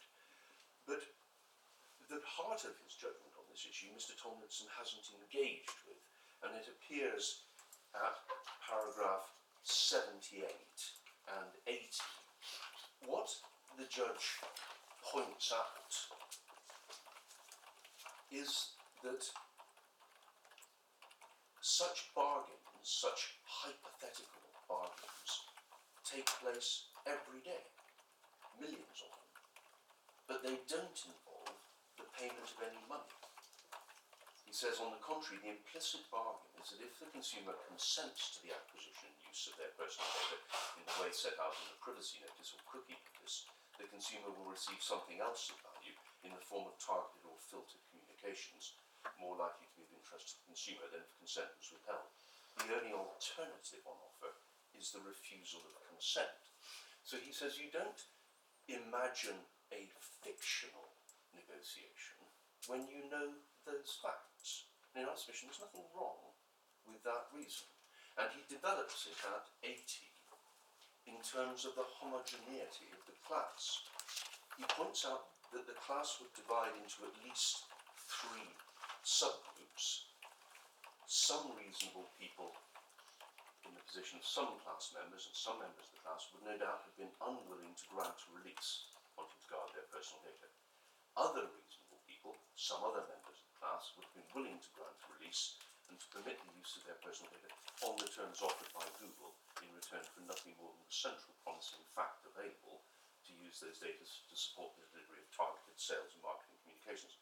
Other reasonable people and other members of the class might be willing to release their personal data, but only for something more in the form of a fee. The reasons I've given, it seems to me wholly artificial to envisage a bargaining process involving such individuals, that's those who want the fee. The only option realistically open to them would be to refuse consent. But if that's wrong, it's not possible to envisage the same negotiation in each class of king. In our submission, that is sound and based on the inevitable factual subdivisions within the class. Is there an authority whereby a class action or a group action has been pursued with damages being claimed on a root and part basis? I don't know. I would very much doubt it. Because almost all the cases of which I'm aware, marvellous rather than adults Geoffrey Vast, but almost always have been individual claimants. Yes. I have the benefit of restricted covenant or whatever. Absolutely. You're not aware of any class action in which root and part damages have been claimed. Oh, no. And you would say, precisely for the reasons given by Mr Justice Warby in this case, if people had thought it through. Precisely so. I would say. I think the judge got this right. Well, the strong point, speaking for myself anyway, is that these transactions go on every day on the internet, but they're not about, can I sell you my data? I mean, the only analogy that might go close to that would be when you sign up to Wi-Fi in an airport. You can have free Wi-Fi if you give them your details, but otherwise you have to pay, so I suppose there's a financial tag there if you don't want to impart data, but it's pretty long shot to compare it in that way. The judge has got a point, I think, when he says these transactions are consent or not consent. Yes. And you didn't get paid anything for consenting. You could just not consent. No, you consent daily to all sorts of things, many cases without reading the detailed terms and conditions, and you have 2 choices, to do so or not. I'm afraid that's right. After the GDPR, we're all deluged with cookie notices, and we want to use the website, so we tend to say yes. But more, the judge's analysis we submit is right. But I mean, isn't that, I mean, just thinking aloud, I'm sorry, but isn't that actually a little bit of a false analogy? Because you are asked to consent or not to consent to all sorts of things, and if you don't consent, you don't get the things. But this is a case of unlawful usage, where you're not being asked to consent. So if you were putatively given the question, do you want somebody to use your data unlawfully? The answer would almost certainly be no. If then the question was, would you do so if they gave you £1? The answer might be different. Well, you couldn't ask it as open textually, my respectful submission is, would you let them do it unlawfully? The person would say, what will be the consequence if you don't object? You'll get tailored advertising, to which some people will say, goody, others will say, it's a curse of modern life. The opinions vary on whether it's a desirable thing. No, I was focusing on the unlawful activity, which is not the same when you're asked to consent or not. Well, I see that, but in a sense, categorising it as unlawful, it falls into the trap of labelling it rather than looking at what in substance it amounts to, in terms of asking people whether they object to it. But Mr. Tomlinson would say, or at least I'm going to say, suggest to you, that the individual has something of value, namely the ability to withhold his consent. By their actions, Google has taken away that value.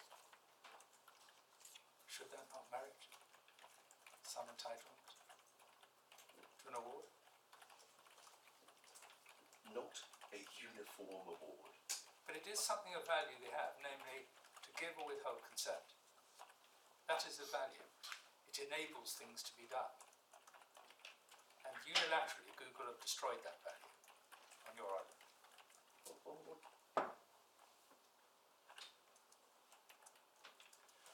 It doesn't get over, in my submission, the fundamental problem with this case, which is putting a one-size-fits-all uniform sum on that, when you have a heterogeneous class of the sort the judge identified.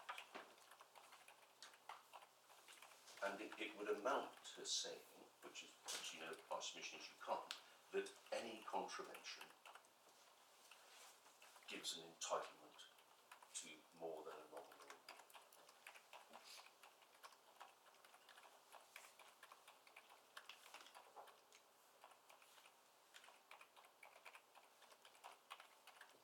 Does it go that far? Because we're looking at the facts of this case in relation to what Google did with regard to people's personal devices. So it's not in every case of a data breach, is it? Well, it's important, and this court knows that very well, to have in mind the consequences it might have for other data breaches, not by American tech companies, which affect many people but don't have consequences. My submission, it's a very important point. Can I try and deal with my Lord and my Lady's question through authority? The point the judge is making is that each individual doesn't have a bargaining position vis-à-vis Google, because the transaction which happens every day allows them to withhold consent. It doesn't allow them to exploit their right for financial gain. And in one step, which is largely to do with negotiating damages in contract, there is a passage, it's at tab 40 of the second authorities bundle.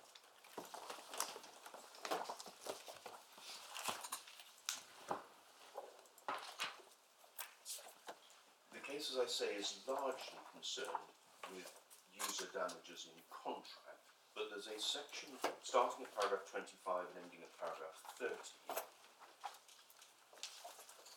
where Lord Reed discusses user damages in tort. So do you say paragraph 30? Yes, starting at 25, ending at 30. Oh yeah. So the heading's above 25, and then he turns after 30 to contract. But summing up the approach in tort, he uses this language. In these cases, that's cases like the Stoke-on-Trent City Council case and Roken Park itself, the courts have treated user damages as providing compensation for loss, albeit not loss of a conventional kind. Where property is damaged, the loss suffered can be measured in terms of the cost of repair or the diminution in value, and damages can be assessed accordingly. Where, on the other hand, an unlawful use is made of property, and the right to control such use is a valuable asset, the owner suffers loss of a different kind, which calls for a different method of assessing damages. In such circumstances, the person who makes wrongful use of the property, and then these words, prevents the owner from exercising his right to obtain the economic value of the use in question, and should therefore compensate him for the consequent loss. Now, what the judge is pointing out is this situation isn't one where the individual member of the class could exercise a right to obtain economic value because the options are consent or not. And in our submission, the judge's approach is consistent with that formulation. It's rather curious, given the economic value of the consent to Google, which is enormous. But Lady, it's the heterogeneity point that, as the judge points out, is one thing which makes the class untenable, but the position of each individual member of the class is also neatly met by the passage I just cited.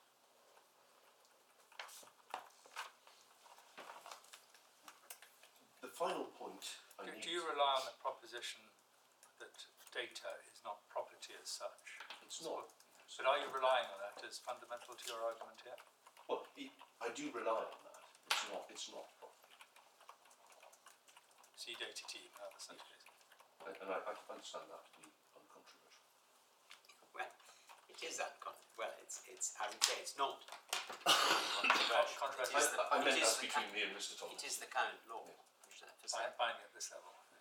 But isn't it also rather begs the question of what data actually is, in the sense that surely data must have some of the characteristics of property, even on that analysis, even if it is not property itself. Well, one of the purposes of the one-step analysis is to caution the court against using Roten Park damages as a just result. Yes, It's don't use it just because. Don't use it just because it seems like it gives a just do a result. lazy way out. Yes. And in our submission, it is properly and clearly confined by the case, and it's not available here for this heterogeneous class. So you say it's compensatory damages or nothing, Yes, and therefore nothing. and that doesn't work. And compensatory damage doesn't work, as you say. Yes. Therefore nothing. That's right. And well, the final point, just conscious of the time, is whether this should be decided by the judge or whether he ought to put it over to a later stage. In our submission, it's hard to criticise the judge for deciding a point of this importance on section 13 when in Vital Hall the Court of Appeal had thought it appropriate to decide not the same point but a comparable point. And the judge must have a degree of latitude as to whether it's appropriate in a fact-free situation to decide a point of law of this importance in our submission. You can't be criticised for doing so. Maybe let's look a little further on ground 1. That takes me to ground 2, the representative action. And the way the judge starts this point of paragraph 83 is to recognise, we say correctly, that there is a threshold, an unbendable, to use Lady Justice Black's language, unbendable threshold requirement of same interest. He says that in paragraph 83. But paragraph 85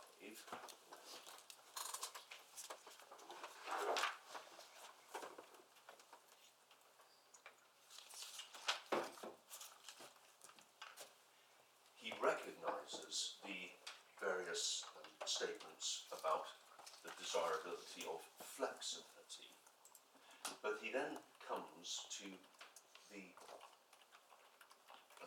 what he calls the long line of authority on the availability of claims for damages for members of the representative class.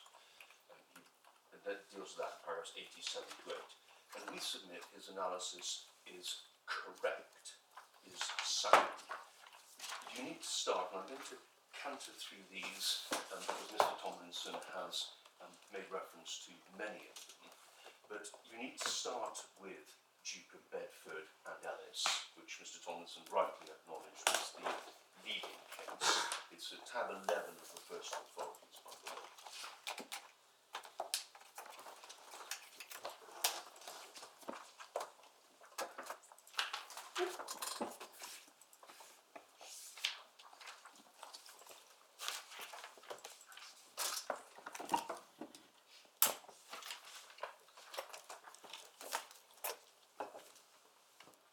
The named claimants claimed three different types of relief. It's the important point to understand. You see that at page 2 of the report between the two hole punches. You see that's the named claimants, claimed declarations they were entitled to the alleged preferential rights, an injunction to restrain the Duke from doing any acts contrary to declarations so claimed, and an account of the sums charged in excess during the 6 years preceding the issue of the writ. So their money claim was a claim they'd been overcharged by the Duke. The passage which is usually cited as the key one in this area is in Lord Macnaghten's speech at page 8, where he sets out what has been described in cases like Emerald as three elements which must be present. Mr. Tomlinson showed you this passage yesterday, starting at the old rule in the Court of Chancery. The sentence, which has been particularly influential, begins, given a common interest, and this is where the three elements come from. Given a common interest, a common grievance, a representative suit was in order, and then the third one, if the relief sought was in its nature beneficial to all whom the plaintiff proposed to represent. My lady, it's that third element which causes the problem in relation to individual money claims. It's easy to see that a declaration that the law is X, or that an injunction to stop the Duke behaving contrary to statute can benefit the whole class. But the individual named claims for recoupment of overpayment is a personal claim. And that is why Lord Shan, at paragraph 7, pages 16 to 17 of the report, and he's not, as I muttered to the learned friend, dissenting, he's one of the majority in the case, points out that the declaration and injunction claims stand in a different position from the personal money claim. So he summarises at the foot of page 16 the declaration claim and the injunction, and then at 17, first main paragraph says there's one head of the claim, the seventh, as to which there's not much said in the appellant's argument, which is no doubt in a different position. I mean a claim by each of the plaintiffs for repayment to him of alleged excess charges for 6 years for market accommodation. This is a subsidiary matter and is not a claim made on behalf of all other, the growers of fruit, flowers, etc., to which alone the appellant's objection to the representative character of the action applies. So the important point here is one of fact. There was no representative claim in relation to the money claim for overpayment. The House of Lords held that the declaration and injunction could proceed on a representative basis, they didn't hold that the money claim could. And that point was identified in the case Mr. Tomlinson didn't cite to you, Marked and Co. against Knight Steamship Company, tab 12, next tab in the Bible.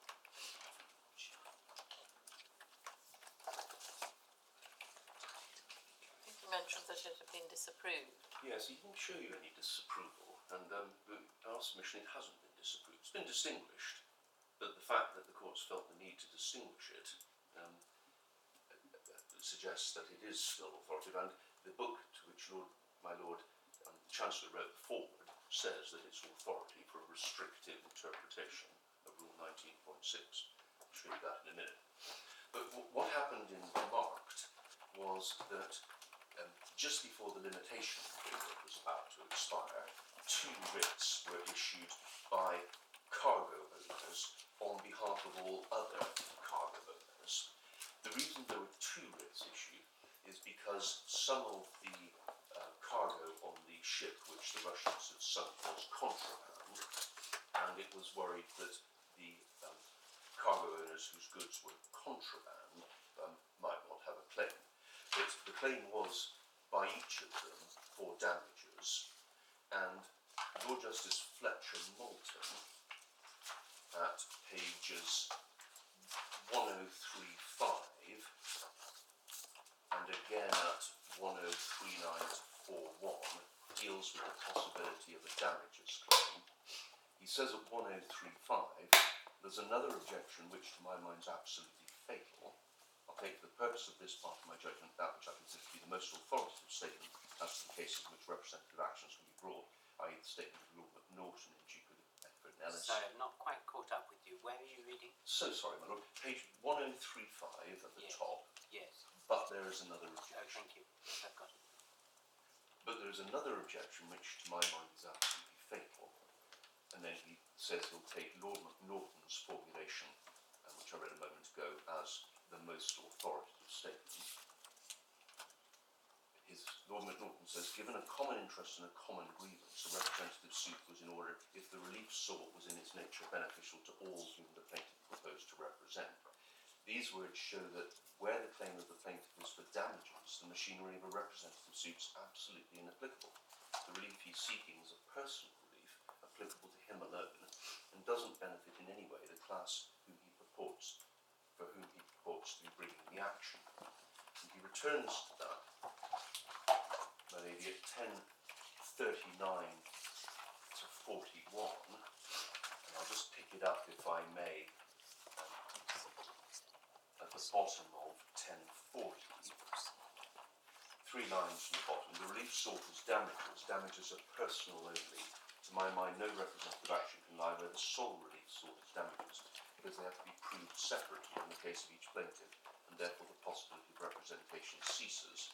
And then I said a moment ago he'd spotted the point in Duke of Bedford and Ellis about the personal claims. That's where it appears. He says it's true that in Duke of Bedford and Ellis there was a claim for damages, but that was only a personal claim by the named plaintiffs, and it was solely on that ground the action was held to be well framed as far as damages were concerned. The claims here are necessary claims for damages only, therefore no representative action can be brought. To hold that representative action can be brought in a case where the causes are mere independent actions for damages arising out of one and the same set of circumstances would be to confound Rule 1, that's joinder of parties, with Rule 9, which is representative actions. As I've said, the language of these 2 rules shows they're intended to have wholly different applications. My lady, that disavowal of the availability of the representative action for damages for each member of the class was applied by the Court of Appeal in the next case, which I'm going to come to shortly, which is Jones and Corey brothers. But could I've just remembered that I wanted to show you the passage from the book to which the Chancellor wrote forward. We have it in... Keep on saying that. What was it called? Because I haven't learned his name, but it's called Brave, Mackintosh and Rowan on class actions in England and Wales, and it's tab 3 of the new book. Excellent. I'm sorry, I shall henceforth call it Brave, Mackintosh and Rowan. You're not relying on the fact that I said it was an excellent book. I'm You must not, be right. that would be far too secret of me, and I don't indulge in that. I rely on it for what it says about representative proceedings, in particular that marked case. If you could take it at paragraph 1-013. Sorry, which tab? Tab 3 of the new book. Oh, the new button, sorry. I'm so sorry. We looked at it because of the discussion yesterday, of course, and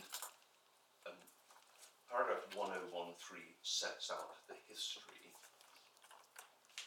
and then says at the top of page 10, the same interest test has traditionally been interpreted and applied strictly. In Markton Co. against Knight, the same interest was defined as a common interest, common grievance, a remedy beneficial to all but not damages. Perhaps you could read footnote 37. Yes. And then there's a reference in the footnote to Independiente, which is one of the copyright cases that I'll come to, which say that damages were available where they were beneficial to all.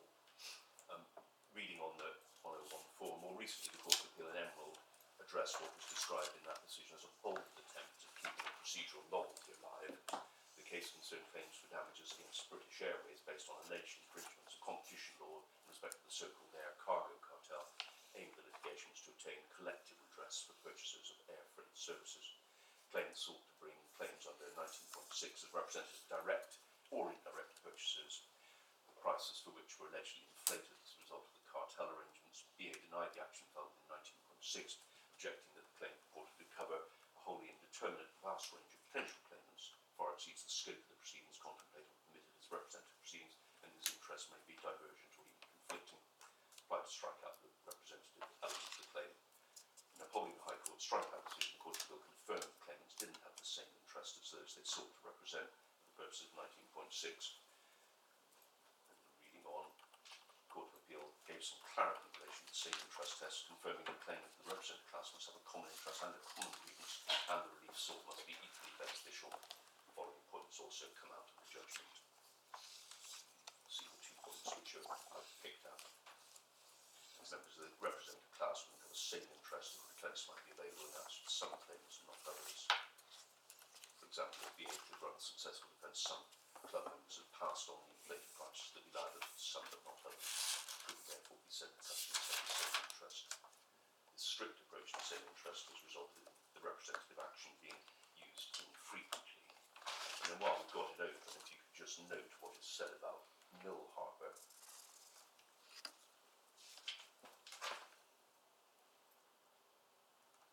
At the top of page 12, and I'll show you this in the judgment, it's pointed out that the representative financial claim was limited to the cost of remedial works which have been charged to leaseholders through service charges, not any other financial or legal claims the represented parties may have had. This demonstrates the difficulty in meeting the same interest test. But I note that the learned editors or authors at 1017 don't tell us how to decide this case. They do a little bit. They certainly don't treat it marked as disapproved, or indeed it's the first of the authorities. They say provided the strict interpretation. Look, it's a consistent theme with limited and understandable exceptions. The next case in the books is at tab 13, which is the Jones and Corey. Oh, I'm sorry. Yes, I think it's probably, yes. We'll have to leave it until 2 o'clock. I'll rise now, sitting in at 2.